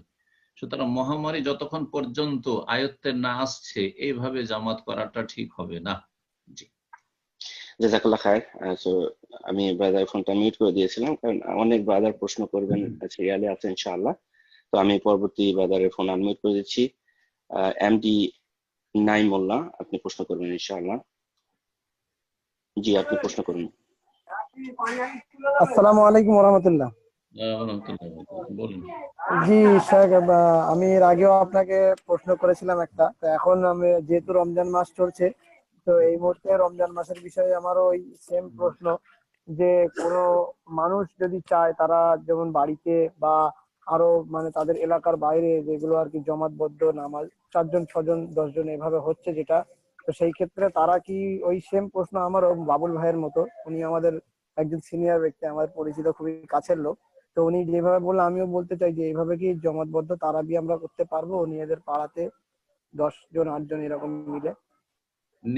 নিজের পরিবারের সদস্যদের নিয়ে জামাত করেন, তাহলে নিরাপদ থাকবেন। কারণ আপনার পরিবারের সদস্যরা কোথায় যাচ্ছে না যাচ্ছে সেটা আপনার জানা আছে, কিন্তু বিভিন্ন পরিবারের লোকেরা একসাথে যখন হবেন তখন সেখানে রোগ বেড়ে যাওয়ার আশঙ্কা আছে। কথা বুঝতে পারছেন? সুতরাং নিরাপত্তার খেয়াল রেখে এই জিনিসটা করেন, এটা আমাদের পরামর্শ। বাকি কেউ যদি ঝুঁকি নেই তো তাদের ব্যাপার, যেমন জানা যায় ঝুঁকি নিল কিছু ভাইয়েরা, আল্লাহ হেদায়েত করুক সবাইকে। জি, জাযাকাল্লাহ খায়ের। তো আমি এই মুহূর্তে ফোন আনমিউট করব, যার নাম আছে এমডি আইফোন। অ্যাকচুয়ালি ওনার ফোনের ইয়াটা আইকন দেওয়া আছে। ইনশাআল্লাহ আপনি প্রশ্ন করবেন। জি, আপনি প্রশ্ন করুন। জি, আসসালামু আলাইকুম রহমতুল্লাহি ওয়া বারাকাতুহু। জি বলেন। আচ্ছা, আমি যে প্রশ্নটা করতাম অবশ্য উত্তর পেয়ে গেছি। মানে বাসায় ফ্যামিলি নিয়ে তারাবি পড়ার জন্য আমার ছেলেটা এবার হাফেজ হয়েছে, তাই ও তারাবি মসজিদে পড়ানোর কথা ছিল। আমি নিউ ইয়র্ক থেকে বলছি। জি, তো যেহেতু এটা পারবো না, ও বাসায় আমাদের ফ্যামিলি নিয়ে পড়াইতে পারবে। আমি উত্তরটা তো পেয়ে গেছি অলরেডি। আমার ছেলে ইনশাআল্লাহ, আমার তৃতীয় ছেলে আছে ইনশাআল্লাহ হাফেজ। আমরা সব বাসাতে জামাত করছি আর বাসাতে তারাবি পড়বো ইনশাআল্লাহ। আপনাকে আলহামদুলিল্লাহ। আরেকটা প্রশ্ন হুজুর, যে আমরা অনেকেই নিউ ইয়র্কে তো ব্যাংক থেকে টাকা নিতে হয়, বাড়ি কিনতে পারি না। তো বাফেলো আমাদের অনেকেই কম পয়সায় কিছু বাড়ি কিনছি, কেউ একটা দুইটা। তো ওইটা ওখানে ভাড়া আর কি। তো এখন ওইটা কিভাবে জাকাত দিব? ভাড়ার টাকা অথবা ইনভেস্ট যা হয়েছে এটা? না, যেটা আপনি বাড়ি কিনে ফেলেছেন তাতে জাকাত লাগবে না। বাড়িতে যখন লেগে গেছে স্থাবর কোনো সম্পদে, জমি জায়গা অথবা বাড়িতে, যেটা বিজনেস পারপাস নয় বরং বসবাস অথবা আবাদ করে খাওয়া জমি, এইরকম জায়গায় কোনো বা এরকম বাড়িতে কোনো জাকাত নেই। ওখান থেকে যা উপার্জন হয়ে আসবে, ভাড়া যেটা কালেকশন হয়ে আসবে, সেটা যদি খেয়ে দিয়ে বাঁচে বছরে একবার জাকাত দেবে। জাযাকাল্লাহ খায়ের। তো ইনশাআল্লাহ এই মুহূর্তে ফোন আনমিউট করব। আইফোন আইকনে লেখা আছে, আপনি প্রশ্ন করবেন। জি, আপনি প্রশ্ন করুন।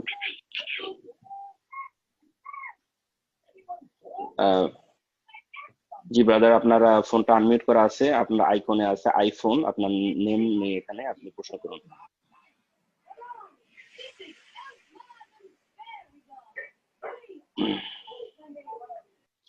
সম্ভবত ওনার প্রশ্ন নেই। তো ইনশাআল্লাহ আমি নেক্সট যে ভাইকে আনমিউট করবো, এমডি মামুনুর রশিদ। ইনশাআল্লাহ আপনি প্রশ্ন করবেন। জি, আপনি প্রশ্ন করুন। আসসালামু আলাইকুম রহমতুল্লাহ। সাহেব কেমন আছেন? জি বলেন। আমি মামুনুর রশিদ, অস্ট্রেলিয়া থেকে। মাশাআল্লাহ মাশাআল্লাহ, ভালো আছেন, আল্লাহ ভালো রাখুক। জি, আমার একটা প্রশ্ন, ওই যে সন্তান লাভের নিয়তে কেউ যদি হজ বা উমরা করে, এটা কতটুকু সঠিক হবে? সন্তান লাভের উদ্দেশ্যে কেউ যদি হজ উমরা করে, হজ উমরা তার ফরজ না নফল? হজটা ফরজ। ফরজ, অসুবিধা নেই। ফরজ হোক অথবা নফল হোক, যে কোনো এবাদত বন্দেগী আল্লাহর সান্নিধ্য পৌঁছায় বা আল্লাহর নৈকট্য লাভের মাধ্যম। তো আল্লাহর নেক আমলের মাধ্যমে আল্লাহর নৈকট্য অর্জন করে দোয়া করা বা কোনো কিছু কামনা করা শরীয়ত সম্মত। যেমন ওই 3 জন লোক প্রাচীন যুগে মানে ইসরায়েলদের, তারা যখন ওই পাহাড়ের গুহায় ফেসে গেছিল, প্রত্যেককে নিজ নিজ আমল পেশ করেছিল যে আল্লাহ এই কাজটি আমি করেছি, যদি তোমার সন্তুষ্টিজনক করে থাকি তাহলে আমাদেরকে এই বিপদ থেকে মুক্ত করো। তো এই জন্য নেক আমলের ওসিলা নেওয়া জায়েজ। তো কেউ যদি হজ উমরা করে এইভাবে যে আমার এই হজ উমরাটা ওসিলা আল্লাহর কাছে, আল্লাহর নৈকট্য লাভের উপায়, যে এর মাধ্যমে আমি নেক সন্তান চাই বা ছেলে সন্তান চাই, মেয়ে সন্তান চাই, ছেলে আছে মেয়ে চাই, মেয়ে আছে ছেলে চাই, মনের আকাঙ্ক্ষা, কোনো অসুবিধা নেই, জায়েজ আছে। জি, জাযাকাল্লাহ খায়ের। এখন প্রশ্ন করবেন আহনাব হোসেন, আপনার ফোনটা আনমিউট করেছে, আপনি প্রশ্ন করুন। জি, আপনি প্রশ্ন করুন। আসসালামু আলাইকুম রহমতুল্লাহ। বাংলাদেশে বাংলাদেশে মসজিদ গুলাতে জামাত হয়, জি অনেক মানুষ জামাত করেন, জি যদিও মক্কা মদিনা জামাত হচ্ছে না, এটা কতটুকু শরীয়ত সম্মত? আমাদের অনেক শায়েখও সেখানে জামাত করান। সাদাকাল্লাহ। দেখেন, শরীয়তে কোন জায়গায় ছাড় আছে? কেউ যদি ছাড় না মেনে বলে যে আমি জামাত করব, তো তাদেরকে আমি নিষেধ করতে যাব না, বাধাও দেব না, তাদের তারা যে ভুল করছে এটাও বলতে যাব না। হ্যাঁ, তাদের সেটা হিম্মতের ব্যাপার, সাহসের ব্যাপার, এবং তাদের সেটা ব্যাপার। কিন্তু আল্লাহ যেখানে আপনাকে ছাড় দিয়েছেন সেই ছাড় গ্রহণ করাটা বাঞ্ছনীয়। যেমন আপনি অসুস্থ আছেন, আমার বিষয়টা, বা সফরে আছেন, সফরে আল্লাহ সিয়াম কাজা করার ছাড় দিয়েছেন, আল্লাহ ছাড় দিয়েছেন যে এখন কাজা করে না, ছেড়ে দাও, পরে রোজাটা রেখে নিও, সিয়ামটা পালন করে নিও। কিন্তু যদি মনে করেন যে আমি এখানে সফরে আমি রোজাটা রেখে নেবো আর প্রচন্ড কষ্ট না হয়, হ্যাঁ, তো জায়েজ। কিন্তু আপনার জন্য যদি কিছু কষ্ট হয় তাহলে উত্তম হচ্ছে আপনার সেখানে রোজা না রেখে পরে রোজাটা রাখলে সিয়াম পালন করলেন। এইরকম অসুস্থ অবস্থায়, হ্যাঁ, যদিও তার বিভিন্ন অবস্থা আছে, কখনো অসুস্থ অবস্থায় সিয়াম পালন করলে গুনাহ হয়ে যাবে, কখনো জায়েজ হবে কিন্তু অনুত্তম হবে। তো কথা হচ্ছে ঠিক ওই রকমই যারা এখনো নামাজ চালিয়ে যাচ্ছে তাদের সেটি বিষয়, এবং তাদের ফতোয়া দেওয়ার অধিকার আছে এবং ফতোয়ার আমল করার অধিকার আছে।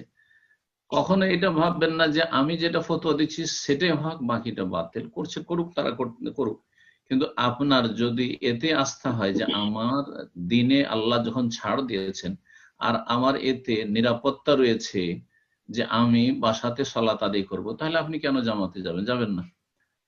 এই উদ্দেশ্যে সৌদি আরবে আলহামদুলিল্লাহ মসজিদগুলি বন্ধ করা হয়েছে, যাতে করে ব্যাপক আকারে ছড়িয়ে না যায় এই করোনার ভাইরাস, যেমন অন্য দেশে ছড়িয়েছে, ইটালি, স্পেন আর অন্য জায়গায় ছড়িয়েছে, বা অন্য দেশে নাম নেওয়ার প্রয়োজন নেই, আপনাদের ওখানেও। তো কথা হচ্ছে যে যেভাবে ছড়িয়ে পড়েছে, এটা যদি হইতো তাহলে যে শত্রুগুলি আছে সৌদি আরব, তারা কি বলতো যে সৌদি আরব, হ্যাঁ, ব্যর্থ, কথা বলছেন। আলহামদুলিল্লাহ ওদেরকে দুশ্মন হাসার আল্লাহ সুযোগ দেননি। তখন আরেক দিক থেকে কারণ শত্রু যারা, তারা তো সমালোচনা করবে, তখন আরেক দিক থেকে হ্যাঁ মসজিদ বন্ধ করে দিয়েছে, এই সমালোচনা। তো সৌদি আরব যেটাই করুক না কেন, যারা খারিজি চরমপন্থী, যারা খারিজের পৃষ্ঠপোষক, যারা বেদাতপন্থী, যারা শিয়া রাফেজি পন্থী, তারা শত্রুতা করতেই থাকবে। জি, আল্লাহ হেফাজত করুক, আল্লাহ মুসলিমদের হেফাজত করুক, এবং সৌদি আরবের ওলামাদের ফতোয়াই হচ্ছে সঠিক। আর কেউ যদি মনে করে যে আমার অন্য কোনো ফতোয়া দিয়ে আমরা আমল করব, সেটা তাদের বিষয়, আমাদের সমালোচনা করার কোনো প্রয়োজন নেই। আপনাকে যেটা ভালো লাগছে করুন। জাযাকুমুল্লাহ। বারাকাল্লাহ ফিকুম। তো এখন প্রশ্ন করবেন কামরুল জামান জি, ইনশাআল্লাহ। জি, আপনি প্রশ্ন করুন। আসসালামু আলাইকুম শেখ। ওয়ালাইকুম আসসালাম ওয়া রাহমাতুল্লাহি ওয়া বারাকাতুহু। আমার দুইটা প্রশ্ন। একটা প্রশ্ন হইল, যারা এখানে সরকারি কাজ করে তাদের একটা স্যালারির একটা অংশ প্রতি সপ্তাহে রিটায়ারমেন্ট ফান্ডে নেয়। সো ওই ফান্ডের সাথে আবার আমাদের কাছ থেকে যে টাকাটা নেয় সেই টাকার সাথে সরকার আবার ইন্টারেস্ট অ্যাড করে, কিন্তু আমাদেরকে ওইটা দেয় না, ওই অ্যাকাউন্টে জমাই থাকে আমাদের রিটায়ারমেন্ট ফান্ডে। সেই ইন্টারেস্টটা কি করব? এটা এক সময় যখন রিটায়ার করব তখন আমাদেরকে দিবে, ওইটা কি নেয়া জায়েজ কিনা?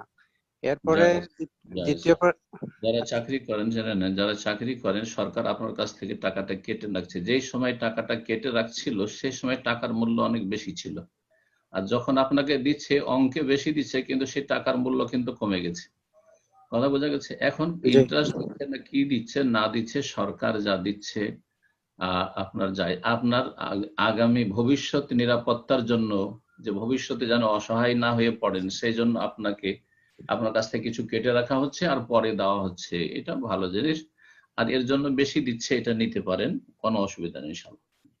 আচ্ছা, আমার দ্বিতীয় প্রশ্ন হইলো, কাজের মধ্যে যদি কোনো অ্যাক্সিডেন্টে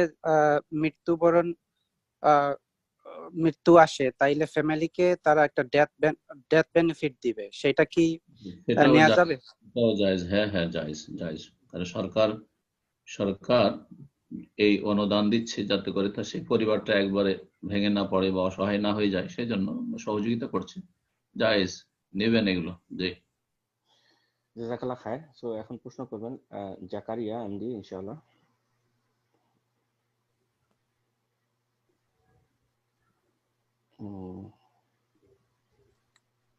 আসসালামু আলাইকুম রহমতুল্লাহ। ওয়ালাইকুম আসসালাম ওয়া রাহমাতুল্লাহি ওয়া বারাকাতুহু। জোরে বলেন। কোয়েশ্চেনটা অ্যাকচুয়ালি আমার এক ফ্রেন্ড করছে, সো শোনা আমাদের যাচ্ছে না। সরাসরি আমাকে মেসেজ করছে, সো আমি অ্যানসার দিবেন। জাকারিয়া কথা জোরে বল, কথা শোনা যাচ্ছে না, একটু জোরে বলতে হবে। উত্তরটা জিজ্ঞেস করছে আর কি, তারাবির নামাজ বলেন, শোনা যাচ্ছে না কেন? বাসার থেকে, এটা কি আসলে আদৌ পসিবল কিনা? জি, তারাবির নামাজ অনলাইনে পড়তে পারবে কিনা? না না, অনলাইনে কোনো তারাবি নেই, কাতারে কাতার লেগে থাকতে হবে। অনলাইনে নেই, টিভিতেও নেই, কিছুতে নেই। কাতারে কাতার লেগে থাকতে হবে ইমামের সাথে মুক্তাদিদের। জি, বিচ্ছিন্ন কাতারে কোনো নামাজ হয় না। জি, জাযাকাল্লাহ খায়ের। সো এই মুহূর্তে প্রশ্ন করবেন রেজ এস কি ইনশাআল্লাহ, আপনি প্রশ্ন করুন। আসসালামু আলাইকুম রহমতুল্লাহ, কেমন আছেন স্যার? জি, ওয়ালাইকুম সালাম। আমি আবুধাবি থেকে বলছি, ইমারাত থেকে বলছি। আমার দেশের বাড়ি ইন্ডিয়া, কলকাতা। আমি আবুধাবি থেকে বলছি, ইমারাত থেকে বলছি, তো দেশের বাড়ি ইন্ডিয়া, কলকাতা। জি, বলেন। আমার তো কোরআন যেমন হেল্প নেই, তো আমি যদি একলা যদি সালাত আদায় করি রমজান মাসে, তো আমি কি কোরআন দেখে দেখে কি পড়তে পারবো মোবাইলের মাধ্যমে? কোরআন দেখে আপনি নামাজ পড়তে পারেন। বিশেষ করে সুন্নাত নফল সালাত, তাহাজ্জুদ, তারাবির সালাত কোরআন দেখে পড়তে পারবেন। আয়েশা রাদিয়াল্লাহু তাআলা আনহার স্বাধীনকৃত দাস ছিলেন যাকওয়ান, জি, তিনি ইমামত করতেন কোরআন দেখে মুসহাফ থেকে। আয়েশা রাদিয়াল্লাহু তাআলা আনহা ইক্তেদা করতেন। জায়েজ আছে, কোনো অসুবিধা নেই। জি, ওকে, নেক্সট প্রশ্ন করবেন শাহিদ, আপনার ফোনটা আনমিউট করছেন ইনশাআল্লাহ। জি, আপনি প্রশ্ন করুন। আসসালামু আলাইকুম ওয়া রাহমাতুল্লাহি ওয়া বারাকাতুহু। ওয়ালাইকুম আসসালাম ওয়া রাহমাতুল্লাহি ওয়া বারাকাতুহু। আচ্ছা, আমার তিনটা প্রশ্ন। এক নম্বর প্রশ্ন, রমজানের রোজা শুরু হওয়ার কতদিন আগে শাবানের রোজা ছাড়তে হবে? নাম্বার 2, জুমার খুতবা, মানে আমাদের এখানে গত জুমার খুতবা ফেসবুক লাইভে আমাদেরকে শরীক হইতে বলছে। এখন ওই জুমার খুতবা ফজিলত কি আমরা পাবো নাকি যদি শরীক হই? আর তৃতীয় প্রশ্ন, একসাথে এত প্রশ্ন করলে তার মনে থাকবে না, আমি তো নোট করছি না। একটা করে করেন। প্রথম প্রশ্ন ছিল আপনার যে রমজান মাসের রোজা শুরু হওয়ার কতদিন আগে রমজান শুরু হওয়ার কতদিন আগে সিয়াম, নফল সিয়াম ছাড়তে পারবেন বা রাখতে পারবেন, কতদিন পর্যন্ত রাখতে পারবেন? হাদিস আছে, হাদিস আছে লা তাকাদ্দামু রমাদান বিসাওমি ইয়াউমিন আও ইয়াউমাইন, রমজানের একদিন দুদিন আগে তোমরা সিয়াম রাখিও না। তার মানে 29, 30 এই দিনগুলিতে সিয়াম রাখবেন না, এটা একেবারে নিষেধ। আর যে হাদিস আছে যে যখন নিসফে শাবান 15 শাবান পার হয়ে যাবে তখন রোজা রাখিও না, হাদিসটি যঈফ। সুতরাং 15 শাবানের পরেও রোজা রাখা যেতে পারে, 20, 25 অসুবিধা নাই। আর যাদের অভ্যাস আছে বৃহস্পতি আর সোম বৃহস্পতিবার সপ্তাহে 2 দিন সিয়াম পালনের, তারা যদি রাখে তো কোনো অসুবিধা নেই। আগামীকালকে যেমন সোমবার আছে, বৃহস্পতিবার আছে, জায়েজ আছে এই ক্ষেত্রে জায়েজ, কারণ সে আগে থেকে অভ্যস্ত প্রতি সপ্তাহে সিয়াম পালনে। জি, দ্বিতীয় প্রশ্ন ছিল যে জুমার সালাত আদায় করেছেন লাইভে নাকি? সালাত না, ফেসবুকে আর কি জুমার খুতবা লাইভে শুধু খুতবা শুনেছেন? জি, এই খুতবার ফজিলত, জুমার খুতবা শুনে অসুবিধা না, আমরা হারামের খুতবা শুনছি, জুমার খুতবা শুনেছেন লাইভে শুনেন অথবা অডিওতে শুনেন, জুমার খুতবা শুনলেন, কিন্তু আপনারা কি জুমার সালাত পড়লেন না জোহরের সালাত পড়লেন? জোহরের সালাত, বাট আমি এটা জানি না, বাট জোহরের সালাত পড়লে ঠিক আছে, কিন্তু জুমার সালাত পড়া চলবে না। জুমার সালাত ওইভাবে বাসাতে হয় না, বাসাতে জুমার সালাত হবে না। আর 2 নম্বর কথা, কারো বা ইক্তেদা অনুসরণ করবেন দূর থেকে, সেটাও হয় না। জি, জোহরের সালাত পড়বেন। আর খুতবা যে কোনো জায়গার খুতবা আপনাকে ভালো লাগে আপনি অনলাইনে শুনুন, যে কোনো মসজিদের। আর তৃতীয় প্রশ্ন ছিল, রমজান মাসে মৃত্যু হলে মৃত ব্যক্তির সম্পর্কে নেকি বা আযাব সম্পর্কে কিছু বলেন। রমজান মাসে কেউ যদি ইন্তেকাল করেন তাহলে তার বিশেষ ফজিলতের এমন কোনো হাদিস নেই। দলিল যখন নেই তখন আমরা কোনো বিশেষ ফজিলত বানিয়ে বলবো না, কারণ আমাদেরকে দলিল দিয়ে কথা বলতে হবে। তবে একটি দিক আছে, সেটা হচ্ছে হুসনুল খাতেমা বা শেষ অবস্থাটা ভালো হওয়া। জি, ইন্নামাল আমাল বিল খাওয়াতিম, মানুষের শেষ আমলটার বেশি গুরুত্ব রয়েছে। একজন মানুষ সিয়াম অবস্থায় যদি মারা যায় দিনে, অথবা রমজানের রাতে মারা যায়, সেটাও মোবারক সময়, তাহলে তার জন্য এটা একটা শুভ লক্ষণ, ভালো লক্ষণ, যে ভালো সময়ে ভালো আমলের মধ্যে মারা গেল। যেমন একটা লোক যদি কেউ সালাত অবস্থায় মারা যায়, কোরআন তিলাওয়াত অবস্থায় মারা যায়, বুঝছেন, হজের এহরাম অবস্থায় মারা যায়, হ্যাঁ, হজ করতে এসে মারা যায়, ঠিক ওই রকমই রমজানের সিয়াম অবস্থায় ছিল অথবা রাত্রে বন্দি করছে মারা গেল, নেকির অবস্থায় মারা গেল, ভালো। পক্ষান্তরে আরেকজন গুনহার অবস্থায় মারা যাচ্ছে, তো ওর লক্ষণ খারাপ। তো এতটুকু বলা যাবে যে শেষ অবস্থাটা তার ভালো, যেটা একটা লক্ষণ যে সে ভালো বা নাজাত পাবে আল্লাহর কাছে। কিন্তু রমজানে ইন্তেকাল হলে কবর আযাব হবে না, রমজানে ইন্তেকাল হলে জাহান্নামে যাবে না, এরকমের কোনো দলিল প্রমাণ নেই, এগুলো ভুয়া কথা। জি, জাযাকাল্লাহ খায়ের। তো এখন প্রশ্ন করবেন মোহাম্মদ হোসেন, আপনার ফোনটা আনমিউট করে দিচ্ছি ইনশাআল্লাহ। আসসালামু আলাইকুম ওয়া রাহমাতুল্লাহি ওয়া বারাকাতুহু। জি, কেমন আছেন? জি আলহামদুলিল্লাহ ভাই, বলেন। জি, আমার কোনো নাই, কোশ্চেন নাই, যে আপনার সাথে কথা দেখা। বারাকাল্লাহু ফিক, বারাকাল্লাহ। কোথায় থাকেন? এই যে নিউ ইয়র্কের শেখ, ভুলে গেছেন মোহাম্মদ? আল্লাহ হেফাজতে রাখুক, আল্লাহ নিরাপদ সুস্থ রাখুক। জাযাকুমুল্লাহ খায়র সবাইকে আপনার। জি, জাযাকাল্লাহ খায়ের। তো ইনশাআল্লাহ এখন প্রশ্ন করবেন আল মামুন কবির, আপনার ফোনটা আনমিউট করে দিচ্ছি ইনশাআল্লাহ। জি, আপনি প্রশ্ন করুন। শায়েখ, আসসালামু আলাইকুম। আসসালামু ওয়া রাহমাতুল্লাহি ওয়া বারাকাতুহু। জি, বলছিলাম আমরা এখন যে করোনা যে বিপদের মধ্যে আছি এবং সব মিলায়ে খুব মানে চিন্তা, টেনশন এবং পাপালের কাজে লিপ্তর কারণে আমাদের যে বর্তমানে যে মহামারীটা হয়েছে বা সেই কারণে সামনে যে রোজা আছে, সেই ক্ষেত্রে গুনাহ মাফের জন্য কি আমল বেশি বেশি করতে পারি এবং করলে আমরা সেখান থেকে নাজাত পাবো এবং হকের পথে চলতে পারবো, আসলে এই সময় কি করা উচিত? প্রথম কথা যে মুমিন মানুষ টেনশন করবে না, কারণ টেনশনে ক্ষতি আছে, লাভ নেই। আর বেশি টেনশন করাটা আল্লাহর প্রতি আস্থা, ইমানে দুর্বলতার লক্ষণ।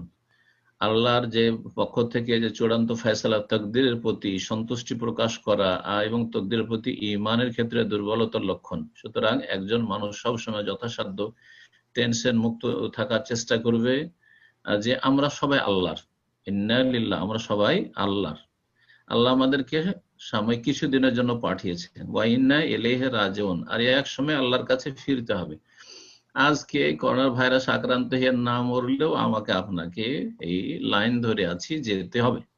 এটা সবসময় মনে রাখতে হবে। দুনিয়ার লোভ লালসা কমে নিয়ে আসতে হবে। যে কাজটি করতে হবে এই ক্ষেত্রে বলছিলেন যে কি কাজ করব, কি আমল করব। ফরজ আমলের চাইতে গুরুত্বপূর্ণ আমল আর কিছু হইতে পারে না, হাদিসে কুদসিতে রয়েছে, সুতরাং সহিহ বুখারীতে। সুতরাং ফরজ আমলে যেন ঘাটতি না থাকে, 5 ওয়াক্ত ফরজ সালাতে, আর মসজিদে যাওয়ার সুযোগ থাকলে জামাত সহকারে সালাতে, তারপরে টাইম মতো সালাত আদায় করা, রমজান মাসের সিয়ামের ক্ষেত্রে, জাকাতের ক্ষেত্রে, জি ইত্যাদি। এই যে ফরজ হিজাব, মা বোনদের জন্য হিজাব ফরজ, সুতরাং এই ফরজের হেফাজতের ক্ষেত্রে এগুলি সবচেয়ে গুরুত্বপূর্ণ ইবাদত। একজন বোনের জন্য কোরআন তেলাওয়াতের চাইতে বাসায় বসে বসে তেলাওয়াত করে আর পর্দা করেন না, কাজের সময় আবার পর্দা করেন না, না না না, এর চাইতে অনেক ভালো যে কোরআন তেলাওয়াত কম করে কিন্তু হিজাব করে, কারণ হিজাব করা ফরজ আর কোরআন তেলাওয়াত করা সুন্নাত, মুস্তাহাব। মুস্তাহাব নেকির কাজ। কোরআন তেলাওয়াত না করে কেউ যদি কোরআনের অনুসারী হয়, বেশি তেলাওয়াতের সময় করতে পারে না, কিন্তু কোরআনের অনুসারী, মাশাআল্লাহ, কোরআনই জীবন, মাশাআল্লাহ, যথেষ্ট তার জন্য। কিন্তু শুধু কোরআন তেলাওয়াত করে খুব বেশি বেশি, আর এদিকে পর্দাও নেই, আর এদিকে ফরজ ওয়াজিব ঠিক নেই, আর তারপরে হারামে লিপ্ত আছে, কাবিরা গুনাহে, তাহলে তো লাভ হবে না। তো কথা হচ্ছে যে যেই কাজটা প্রথম করতে হবে সেটা হচ্ছে যতগুলি ফরজ বিধান আছে সবগুলি নিয়মিত আদায় করতে হবে, যতগুলি কাবিরা গুনাহ আছে সবগুলি থেকে বেঁচে থাকার চেষ্টা করতে। আপনার ইনকাম সোর্স যেন হারাম না থাকে। জি হ্যাঁ, সুদ, ঘুষ, বেঈমানি, আত্মসাৎ, জুলম, অত্যাচার, পরের হক নষ্ট করা, ধার নিয়ে না দেওয়া, আর হারাম রোজগার, হ্যাঁ, যেন না থাকে। বাস এই সব হারাম রাস্তাগুলি বন্ধ করুন জীবনের। আর তারপরে চোখের হারাম, কানের হারাম, হাতের পায়ের হারাম, এগুলো বন্ধ করুন। অবৈধ সম্পর্ক বন্ধ করুন।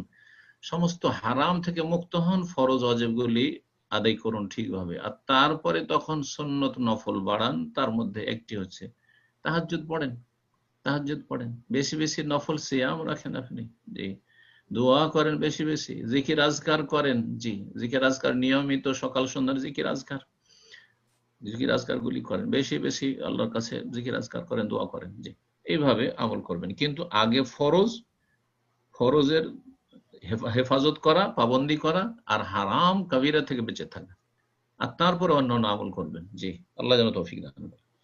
আমিন। জাযাকাল্লাহ খায়ের। সো শেখ এই মুহূর্তে প্রশ্ন করবেন বেলায়েত হোসেন আরমান। আপনার ফোনটা আনমিউট করে দিচ্ছি। জি, আপনি প্রশ্ন করুন। বেলায়েত হোসেন আরমান, হ্যালো, আপনি প্রশ্ন আসসালামু করুন। আলাইকুম রাহমাতুল্লাহ। ওয়ালাইকুম আসসালাম ওয়া রাহমাতুল্লাহ। বলেন বেলায়েত হোসেন ভাই। জি, যে আমি নিউ ইয়র্ক থেকে বলতেছি। আমার দুইটা প্রশ্ন ছিল, একটা প্রশ্ন আমি আনসার পাইছি। সেকেন্ড একটা প্রশ্ন হলো, আমার এখানে একটা বাড়ি আছে, তো জাকাত দেওয়ার ক্ষেত্রে আমার কিছু লোনও আছে, সেই ক্ষেত্রে আর আমার কিছু সামান্য ক্যাশ আছে, তো সেই ক্ষেত্রে আমাকে কি করতে হবে? দেখেন, আপনার উপর লোন আছে বলে আপনার ক্যাশের জাকাত দেবেন না, এটা চলবে না। আপনার কাছে আপনার মালিকানাতে যে সম্পদটা আছে, আর টাকার আকারে অথবা স্বর্ণ গোল্ডের আকারে অথবা আপনার সিলভার চাঁদির আকারে, এগুলোতে আপনি জাকাত, ব্যবসায়ী সামগ্রী, ব্যবসা বিজনেস, দোকানপাটে মাল সামান আছে সেগুলি, এগুলো জাকাত দেবেন, এগুলো জাকাত দেবেন। কিন্তু আপনার একটা বিল্ডিং আছে, বাড়ি আছে, বসবাসের জন্য রেখেছেন, অথবা ভাড়া সেখান থেকে আসছে, একটা ইনকাম সোর্স হিসাবে রেখেছেন, সে বিল্ডিং, আপনি বিল্ডিং ব্যবসা করেন, রিয়েল এস্টেটের ব্যবসা করেন না আপনি, বরং আপনি ওখান থেকে ভাড়া আসলে রোজগার চলতে আছে, এগুলোর জাকাত লাগবে না। তো যে বিষয়টি বলছি যে জাকাত আপনাকে দিয়ে যেতে হবে। আপনার মালিকানায় টাকা আছে, আমার কাছে 1 লাখ পাবে আর আমার কাছে 1 লাখ আছে, যেহেতু 1 লাখ পাবে আমি ঋণী হয়ে আছি, সেই জন্য আমি জাকাত দেবো না, না, এটা চলবে না, এই ফর্মুলা নেই। আপনি তাহলে পেমেন্ট করে দেন, আপনার হাত খালি করে দেন, বাস জাকাত লাগবে না। বছর পুরা হওয়ার আগে আপনি হাত খালি করে দেন, জাকাত লাগবে না। কিন্তু আপনার কাছে যখন সম্পদ আছে অবশ্যই জাকাত লাগবে। জাযাকাল্লাহ। জাযাকাল্লাহ খায়ের। সো শেখ অনেক ব্রাদার লাইনে আছেন এই মুহূর্তে, যে কারণে আমি ব্রাদারদের ফোন রাইট অ্যাওয়েতে মিউট করে দিচ্ছি ইনশাআল্লাহ। তো জি, আমি চেষ্টা করতেছি যারা লাইনে এই মুহূর্তে আমরা অ্যাপের মাধ্যমে আছি তাদেরই প্রশ্ন উত্তর নেওয়া হবে, আর যারা অডিওতে আছেন তাদের প্রশ্ন উত্তর পর্ব নেওয়া সম্ভব হবে না। আর আমি রিকোয়েস্ট করব, আমরা ব্রাদারদেরকে বলবো আমি কনফারেন্স শেষে আমাকে কল দিতে, তাহলে আপনাদেরকে অডিও ভিডিও সিস্টেমটা আমি একটু দেখাই দেবো, তাহলে আপনারা ইজিভাবে ভিডিও সিস্টেমে ঢুকতে পারবেন, আপনারা প্রশ্ন করতে পারবেন ইনশাআল্লাহ। এখন প্রশ্ন করবেন হাবিব ভাই। আসসালামু আলাইকুম। ওয়ালাইকুম আসসালাম ওয়া রাহমাতুল্লাহি ওয়া বারাকাতুহু। জি ভাইয়া, আমার প্রশ্ন হলো, আমি যখন নামাজ পড়ি আমার মেয়েটা খুবই ডিস্টার্ব করে, কাঁধে উঠে সামনে দিয়ে দৌড়াদৌড়ি করে, আর আমি কি করব? কত বয়সের? বয়স কত? 3.5। জি, আচ্ছা, 3.5 বছর। হ্যাঁ বুঝছি, অসুবিধা নাই, কোলে নেবেন। নবী সাল্লাল্লাহু আলাইহি ওয়াসাল্লাম এই ক্ষেত্রে যদি কেউ সামলে রাখার মতো থাকে, যে কেউ সামলে রাখবে, তাহলে তাকে সামলে রাখতে বলবেন বাসাতে।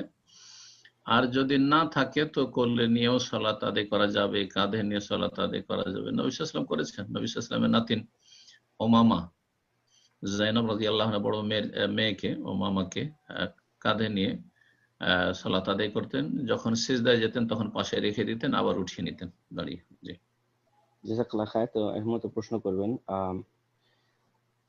রেডমি, আপনি প্রশ্ন করুন। আপনার আইকনে আছে। আসসালামু আলাইকুম সাহেব। ওয়ালাইকুম আসসালাম ওয়া রাহমাতুল্লাহি ওয়া বারাকাতুহু। জি বলেন। সাহেব, আপনার কাছে আমার প্রশ্ন, আমার হানা তাশাহুদ পড়ে, এরপরে তাশাহুদ একদিকে সালাম ফিরায়, পরবর্তীতে আবার তাশাহুদ পড়ে দরুদ ইব্রাহিম পড়ে দোয়া মাসুরা পড়ে সালাম ফিরায়, এই সিস্টেমটা আসলো কোথা থেকে? সহজ সিজদার ক্ষেত্রে ভুল হয়ে গেল, ভুলের সিজদার ক্ষেত্রে, তাই না? শুনছেন না? সম্ভবত ওনার নেটে প্রবলেম। জি, তাই বলছে সে। হ্যাঁ, তো ওনার প্রশ্ন বুঝেছি যে ওই হানাফি মাযহাবের লোকেরা দুই সালামের মাঝখানে সহজ সিজদা করে, এটা ভুল। কোন হাদিসে নেই। কথা বুঝেছেন? জি আমি তো শুনতে পাচ্ছি। তো এই যে সাহু সিজদাটা ওরা ডান দিকে সালাম ফেরার পরে করে, আর করার পরে তারপরে তখন আবার তাশাহুদ পড়ে। তো এটা তাশাহুদ সম্পর্কে যে হাদিস রয়েছে যাইফ। আর যেটা দুই সালামের মাঝখানে করে সেটা কোনো হাদিসে নেই, কিন্তু তারা কোত্থেকে নিয়েছে, কারণ হানাফি মাযহাবে এক সালাম ফরজ, ডান দিকে সালাম ফেরা ফরজ। তাহলে ওরা বলছে যে ডান দিকে সালাম ফিরলে ফরজ যখন আদায় হয়ে গেছে, তো বাকি বাম দিকে সালাম ফেরা তো মুস্তাহাব সুন্নাত। তো এটা না করে এখন আমরা করব আর কি, সহসিজদা করব, সেই জন্য সহসিজদা এইভাবে করে। জি, তো সহসিজদা এরকম সুন্নতের খেলাফ হয়। কাবলা সালাম সালামের আগেই করবেন, আর না হলে বাদা সালাম সালামের পরে করবেন, দুই সালামের পরে। এটা হচ্ছে সুন্নাহ। জি, জাযাকাল্লাহ খায়ের। তো ইনশাআল্লাহ এই মুহূর্তে প্রশ্ন করবেন, আইকনে আছে আইফোন, আপনি প্রশ্ন করুন। জাযাকাল্লাহ খায়ের। আসসালামু আলাইকুম শাহেক। ওয়ালাইকুম আসসালাম ওয়া রাহমাতুল্লাহি ওয়া বারাকাতুহু। জি বলেন। শাহেক, আমার দুইটা প্রশ্ন ছিল, একটা প্রশ্নের আনসার আমি পাইছি, আরেকটা প্রশ্ন হচ্ছে যে আমরা যে এখানে আমি নিউ ইয়র্ক থেকে প্রশ্ন করছি, এখানে যে আমরা ব্যাংকে চেকিং অ্যাকাউন্টে টাকা রাখি, এই টাকা তো তারা ব্যাংকে, তারা তো এখানে সবগুলো সুদী ব্যাংকিং, তারা ওইগুলা বিভিন্ন হয়তো বা সুদে এগুলা কাজে লাগাইতেছে, কিন্তু আমি কোনো ইন্টারেস্ট পাইতেছি না। সেক্ষেত্রে কি আমি এই চেকিং অ্যাকাউন্টে টাকাটা রাখতে পারবো নাকি আমি টাকা রাখতে পারবো না? যদি বাড়িতে রাখা রিস্কি হয় তাহলে রাখতে পারবেন, নিরাপত্তার জন্য রাখতে পারবেন শুধু ব্যাংকে টাকা, কারণ বিকল্প যেহেতু নাই, ইসলামী ব্যাংক নেই। আর যদি প্রয়োজন না হয় তাহলে শখ করে রাখতে পারবেন না। জি হ্যাঁ, কাজে লাগিয়ে দিতে পারলে রাখবেন না, বাড়িতে রাখতে পারলে বাড়িতে নিরাপদ, তাহলে আর রাখবেন না এতে ব্যাংক। জি, এখন প্রশ্ন করবেন এমডি মামুনুর রশিদ, আপনি প্রশ্ন করুন। আসসালামু আলাইকুম ওয়া রাহমাতুল্লাহ। আসসালামু আলাইকুম ওয়া রাহমাতুল্লাহ। ভালো আছেন? শেখ, জি আলহামদুলিল্লাহ ভালো। অনেকে বলতেছে এই ভাইরাসের ব্যাপারে যে এটা তো আল্লাহর পক্ষ থেকে একটা গজব, তো এই গজব দ্বারা আক্রান্ত হবে খারাপ লোকেরা, তো নির্দোষ মুসলমানরা কেন আক্রান্ত হচ্ছে, এটা আল্লাহর কি ধরনের বিচার হলো? যখন আল্লাহর পক্ষ থেকে সাজা শাস্তি আসে তখন সবাইকে সামিল করে, বেছে বেছে আসে না। কথা বোঝা গেছে? পাশাপাশি বাড়ি, আপনি ভালো মানুষ আর আরেকজন খারাপ মানুষ, খারাপ মানুষের উপর আযাব আসবে আর আপনার উপর আসবে না, এরকমটা হয় না। জি, এটা হচ্ছে আল্লাহর নীতিমালা। আর তারপরে হাদিসে আছে, গত সপ্তাহে বা তার আগের সপ্তাহে কিন্তু আলোচনা করেছিলাম, সুম্মা ইউবআসুনা আলা নিয়াতিহিম, ধ্বংস করে খুসিফা বিআউয়ালিহিম ওয়া আখিরিহিম, সবাইকে ধ্বংস করবে আল্লাহ ভূমিকম্পে, আর তারপরে তাদের নিয়ত অনুযায়ী কিয়ামতের দিন উঠবে। যারা সৎ মানুষ তারা শহীদ হবে, ভালো মানুষদের জন্য মর্যাদা উঁচা হবে, গুনাহ মাফ হবে, তারা নেকি পাবে, শাহাদাতের মর্যাদা পাবে, আর খারাপদের জন্য আযাব। জি, এখন প্রশ্ন করবেন মোহাম্মদ কে আশরাফ, আপনি প্রশ্ন করুন। আসসালামু আলাইকুম শাহেক। ওয়ালাইকুম আসসালাম ওয়া রাহমাতুল্লাহি ওয়া বারাকাতুহু। জি বলেন। আমার তিনটা প্রশ্ন আছে। এক হচ্ছে, প্রথম প্রশ্ন হচ্ছে যে আমরা তো তারাবি পড়ি, কিয়ামুল লাইলের অংশ, সেই ক্ষেত্রে আমরা কি তাহাজ্জুদ পড়তে হবে কি? আমাদের যদি তাহাজ্জুদ পড়ার ইচ্ছা থাকে তাহলে আমি কি তাহাজ্জুদ পড়বো? তারাবি আর তাহাজ্জুদ, কিয়ামুল লাইল, কিয়ামে রমাদান আর সালাতুল লাইল, এই যে পাঁচটি নাম একই সালাতের, অর্থাৎ তারাবি আর তাহাজ্জুদ আলাদা কোনো জিনিস নয়। এর উপরে আমার একটা আলোচনা আছে, আলোচনা তো একাধিক আছে, কিন্তু যে আলোচনাটিতে শুধু হানাফি বড় বড় মুহাদ্দিস দেওবন্দের ওলামাদের উক্তি উল্লেখ করা হয়েছে, 10 জনের বেশি, যারা বলেছেন যে তারাবি আর তাহাজ্জুদ একই সালাতের বিভিন্ন নাম। বোঝা গেছে? তাহাজ্জুদ মানে ঘুম ত্যাগ করে সালাত আদায় করা, আর তারাবি মানে লম্বা দুই রাকাত করে লম্বা পড়ার পরে 4 রাকাত পরে একটু বিরতি দেওয়া, সেজন্য তার নামকরণ হয়েছে তারাবি। আর রাতে পড়া হয় সেজন্য সেটা সালাতুল লাইল।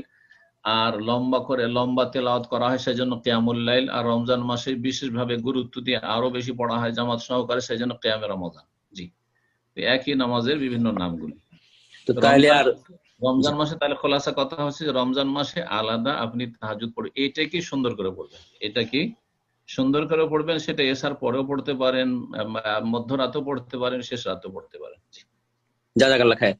আমার দ্বিতীয় প্রশ্ন হচ্ছে, অবস্থা দৃষ্টি মনে হচ্ছে যে আমরা আসলে ঈদের প্রেয়ারটা জুমার মতো বাড়িতেই পড়তে হবে বাসায়, তো সেই ক্ষেত্রে ঈদের প্রেয়ারের যে খুতবাটা আছে সেটা কি আমাদের পড়তে হবে নাকি শুধু 2 রাকাত? না, খুতবা নেই, আপনি ঈদের 2 রাকাত সালাত আদায় করে নেবেন, আপনার ছেলে মেয়ে নিয়ে, পরিবার নিয়ে শুধু সালাত আদায় করে নেবেন 2 রাকাত। জি, জাযাকাল্লাহ খায়ের শেখ, আমার প্রশ্নের উত্তর পেয়েছি। আসসালামু আলাইকুম। জাযাকাল্লাহ খায়ের। তো এখন প্রশ্ন করবেন সেলিম সরকার ইনশাআল্লাহ। আপনি প্রশ্ন করুন। আসসালামু আলাইকুম। আসসালামু রাহমাতুল্লাহি ওয়া বারাকাতুহু। জি শাহেদ কেমন আছেন? আমার প্রশ্ন হলো, আমি নিউ ইয়র্ক থেকে, তো আমি তো একটা কোম্পানিতে কাজ করি, তো কাজ করার জন্য শুক্রবারে আমি জুমা পড়তে পারি না, এই কারণে আমি জোহর পড়ি। এই ক্ষেত্রে করণীয় কি জানালে একটু ভালো হয়। কাজ করার জন্য আপনি জুমা পড়তে পারবেন না, এটা ওযর তো শরীয়তে গ্রহণযোগ্য না। তবে আপনার কাজ বদলাইতে হবে, আল্লাহর কাছে দোয়া করেন আর চেষ্টা করেন। আর সেই কাজ যদি দেখা যায় যে মানে যদি দেখা যায় যে 1-2 সপ্তাহ কখনো হয়তো হচ্ছে এমার্জেন্সি কাজে আছেন, কিন্তু এমনিতে ওরা ডিউটির সময় ছাড়বে না, না এরকম কাজ করা জায়েজ নাই। যারা এমার্জেন্সি ডিপার্টমেন্টে চাকরি করছেন মানুষের নিরাপত্তা আর রক্ষার জন্য, তাদের ক্ষেত্রে এই বৈধতা আছে। কিন্তু কাজে তারা যেহেতু জুমার গুরুত্ব তাদের কাছে নেই, আপনার বসদের কাছে বা আপনার উপরে যারা আছে, সেই জন্য আপনাকে জুমা পড়তে দেওয়া হয় না। ওইরকম জায়গায় চাকরি করা মুসলিমের জন্য জায়েজ নাই। দোয়াও করেন, চেষ্টা করেন, আল্লাহ রুজি খুলবে ইনশাআল্লাহ হালাল জায়গায়। জি জাযাকাল্লাহ। এখন প্রশ্ন করবেন এমডি আশরাফুল হক। আপনি প্রশ্ন করুন। আসসালামু আলাইকুম রহমতুল্লাহ। আসসালামু রাহমাতুল্লাহি ওয়া বারাকাতুহু। জি ভাই বলেন। স্যার, আমি জানতে চাইছিলাম যে নেটওয়ার্ক মার্কেটিং যে বিজনেস, নেটওয়ার্ক মার্কেটিং বিজনেস কি করা যাবে? মানে এই যে যেমন ডিএকশন আছে, ডেস্টিনি আছে, এগুলো নাকি? না স্যার, যে প্রোডাক্ট যেগুলো আছে, কোম্পানির প্রোডাক্ট, আমি আমার কোনো কাস্টমারকে নামালাম ডাইরেক্ট, কোম্পানি আমাকে একটা প্রফিট দিবে। আপনি কাস্টমার কি করে দিলেন, সংগ্রহ করে দিলেন? আমি কাস্টমার টু, যেমন ওলা বা ইউবার যে চলছে, হ্যাঁ, যে কাস্টমার থেকে কোম্পানি একটা লিংক করে দিচ্ছে, সেম সিস্টেমে আমার কোম্পানি আছে, সে প্রোডাক্ট আমি কাস্টমারে লিংক করে দিচ্ছি, কাস্টমার ডাইরেক্ট কোম্পানিকে কিনছে, বাট আমি কোনো ইনভেস্ট করছি না। সেক্ষেত্রে আমাকে কোম্পানিকে পয়সা দিবে। জায়েজ জায়েজ, আপনি পরিশ্রম দিচ্ছেন, আপনি নিচ্ছেন কোম্পানির কাছ থেকে, অসুবিধা নেই, জায়েজ আছে, এটা বুঝতে পারছি। জাযাকাল্লাহ খায়ের। এখন প্রশ্ন করবেন আহনাফ হোসেন। যথেষ্ট সময় হয়ে গেছে। হ্যাঁ জি শেখ, আমরা একদম সংক্ষিপ্ত শেষ করে দেবো ইনশাআল্লাহ। যদিও অনেকে লাইনে আছেন, তো আমি বলবো যারা প্রশ্ন করবেন সংক্ষিপ্ত এবং আগামীতে বুধবার রেখে দিতে পারেন সময় ইনশাআল্লাহ। সপ্তাহে একদিন থাকবে না 2 দিন, রবিবার থাকবে নাকি? শেখ, সেটা আপনি যদি একটু এখনই বলে দিতেন তাহলে ব্রাদার যারা লাইনে আছেন অনেকে আলহামদুলিল্লাহ অসুবিধা নেই, রমজান মাসে 2 দিন করা যাবে ইনশাআল্লাহ, রবিবার এবং বুধবার। জি রবিবার এবং বুধবার, ওকে ইনশাআল্লাহ। তো আমরা যারা লাইনে আছি হয়তো আমরা জানছি যে রবিবার এবং বুধবার রমজান আগেই পড়ছে, এই টাইমেই থাকবে 7টা থেকে আমাদের সৌদি আরবের টাইম। কিন্তু রমজান মাসে কি টাইম করবেন ওটা আগামী সপ্তাহে আপনারা ফিক্স করে দেবেন। ঠিক আছে ইনশাআল্লাহ। টাইমটা মানে আপনি কি টাইম কি আর্লি বা একটু ডিলে করতে চাচ্ছেন নাকি? জি, টাইম কি মানে সেম সময় বা একটু দেরিতে করতে আমাদের সেম চাচ্ছেন? সময় তো ঠিক হবে না, কারণ সন্ধ্যা 7টা তো আমাদের ওই 6:30 7টা ওই সময় ইফতারির পরেই হয়ে যাচ্ছে। ওইটা আমাদের হবে না, একটু পরে করতে হবে তাহলে। ওটা আমাদের জন্য সুবিধা হবে ইনশাআল্লাহ, সমস্যা নেই। 9টা 10টা এরকম, 9টা করলে 7টা জায়গায় 9টা করলে আপনাদের 2টো হবে মনে হয়। জি ইনশাআল্লাহ, ওটা আমাদের জন্য সুবিধা হবে, কোনো সমস্যা নেই। রমজান মাসে যদি বিকেল 2টো অথবা 4টা, সমস্যা নেই, করেন তো। আমাদের 4টা করলে চলে। জি ইনশাআল্লাহ শেখ। তো এখন আরো কয়েকজন লাইনে আছে, কি 2-একটা নেবেন প্রশ্ন? আর ইনশাআল্লাহ শেষ। যদি ইমরান সাকিন পর্যন্ত রিলেটেড থাকে সিয়াম রমজান তাহলে করেন, না হলে থাক আগামীতে ইনশাআল্লাহ। জি, আমি ভাইদেরকে রিকোয়েস্ট করব, ব্রাদার যারা লাইনে আছেন আপনারা আলোচনা রিলেটেড প্রশ্ন করুন। এই মুহূর্তে প্রশ্ন করবেন আহনাফ হোসেন ইনশাআল্লাহ। আসসালামু আলাইকুম ওয়া রাহমাতুল্লাহ। শাহেখ, আমার আম্মা অনেকদিন যাবত অসুস্থ, তো উনি সিয়াম করতে পারেন না, আমি উনার হাদিয়াটা দিয়ে দিই। ফিদিয়াটা কাকে দিব? মিসকিন, আল্লাহ বলছেন ফিদিয়াতুন তাআমু মিসকিন। হ্যাঁ, মিসকিন যারা নিকট আত্মীয়র মধ্যে যদি কেউ থাকে তাদেরকে দিতে পারবো? খাদ্যের অভাব থাকতে হবে, খাবারের অভাব থাকতে হবে। যাদের হাজবেন্ড ছেলে মেয়ে নাই ওরা পাবে?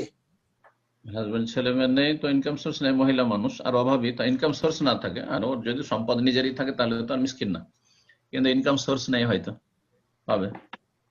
জাযাকাল্লাহু খাইরান। জাযাকাল্লাহ খাইর। সো এই মুহূর্তে প্রশ্ন করবেন কামরুজ্জামান ইনশাআল্লাহ, প্রশ্ন করুন। যে কামরুজ্জামান ভাই, আপনি আবার লাইনে এসেছেন, ইনশাআল্লাহ যদি প্রশ্ন থাকে সব টাইপের প্রশ্ন করুন ইনশাআল্লাহ। হ্যালো, আসসালামু আলাইকুম শেখ।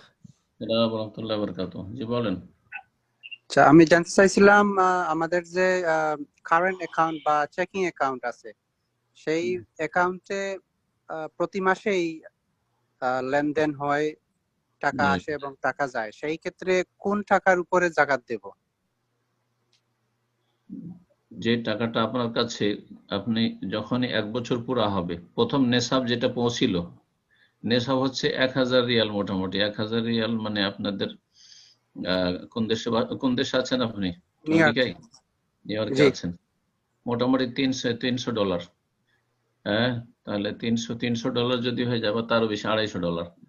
$250 যদি থাকে, যেদিন প্রথম হয়েছে আপনার কাছে জমা আর কি, আর জি। সেদিন থেকে শুরু করে 1 বছর যখন পুরো হবে, তখন যত টাকা আপনার কাছে থাকবে, যেখানে থাকবে, বাড়িতে থাক, ব্যাংকে থাক, বিভিন্ন জায়গায় ছড়িয়ে ছিটিয়ে থাক, কারো কাছে আমানত থাক।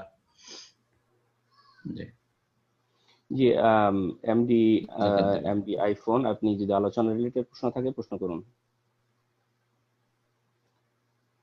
জি, এমডি প্রশ্ন করুন, এমডি আইফোন। কি আমি? জি, আপনি এখনো, আপনার হ্যান্ড রেজ আছে, আপনার মনে প্রশ্ন না থাকলে আপনাকে মিউট করছি ইনশাআল্লাহ। জাযাকাল্লাহ খায়ের। আচ্ছা, আর দুইটা বা তিনটা প্রশ্ন উত্তর নিব ইনশাআল্লাহ। এখানে দেখা যাচ্ছে ইমরান সাকিন পর্যন্ত ইনশাআল্লাহ, ওনার লাস্ট প্রশ্ন নেব শেখ। তো এই মুহূর্তে প্রশ্ন করবেন আব্দুল হামিদ। আব্দুল হামিদ, আপনি প্রশ্ন করুন। জি, হ্যালো। সুবহানাল্লাহ, আমার আইফোন।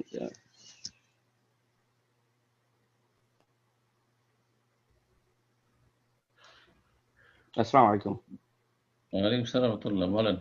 জি শেখ, আমার মনে হয় আমার ফোন ডিসকানেক্ট হয়েছিল, না, সে কোনো ভাবে প্রশ্ন করছে। আজকে ছাড়েন ইনশাআল্লাহ, বুধবারে আবার। জি, আব্দুল হামিদ লাইনে আছেন, উনি কি প্রশ্ন করবেন? আনমোড করা আছে উনি। আর শেখ, আর দুইটা এখানে শেষ করে দিই ইনশাআল্লাহ। আসসালামু আলাইকুম। প্রশ্ন করছেন। জি, সুবহানাল্লাহ। শোনা যাচ্ছে না তো? হামিদ ইনশাআল্লাহ। জি শেখ, সম্ভবত ব্রাদার এই মুহূর্তে এখানেই করেন। হ্যাঁ, জি, আজকে ইনশাআল্লাহ শেষ করে দেন শেখ। দোয়া করে দেন, যাদের প্রশ্ন রয়ে গেল ইনশাআল্লাহ আমরা পরবর্তী প্রোগ্রামে ইনশাআল্লাহ উত্তর নেওয়ার চেষ্টা করব। আল্লাহ আপনাকে ভালো রাখুন। সুবহানাকাল্লাহু ওয়া বিহামদিকা, আশহাদু আল্লা ইলাহা ইল্লা আনতা, আস্তাগফিরুকা ওয়া আতুবু ইলাইক। জি, আসসালামু আলাইকুম ওয়া রাহমাতুল্লাহ। সম্মানিত দিনী ভাই বোনেরা, যারা হয়তো সিরিয়ালি আছেন প্রশ্ন করার জন্য, আমাদের সময়ের স্বল্পতার কারণে আপনাদের প্রশ্নগুলো নেওয়া হলো না।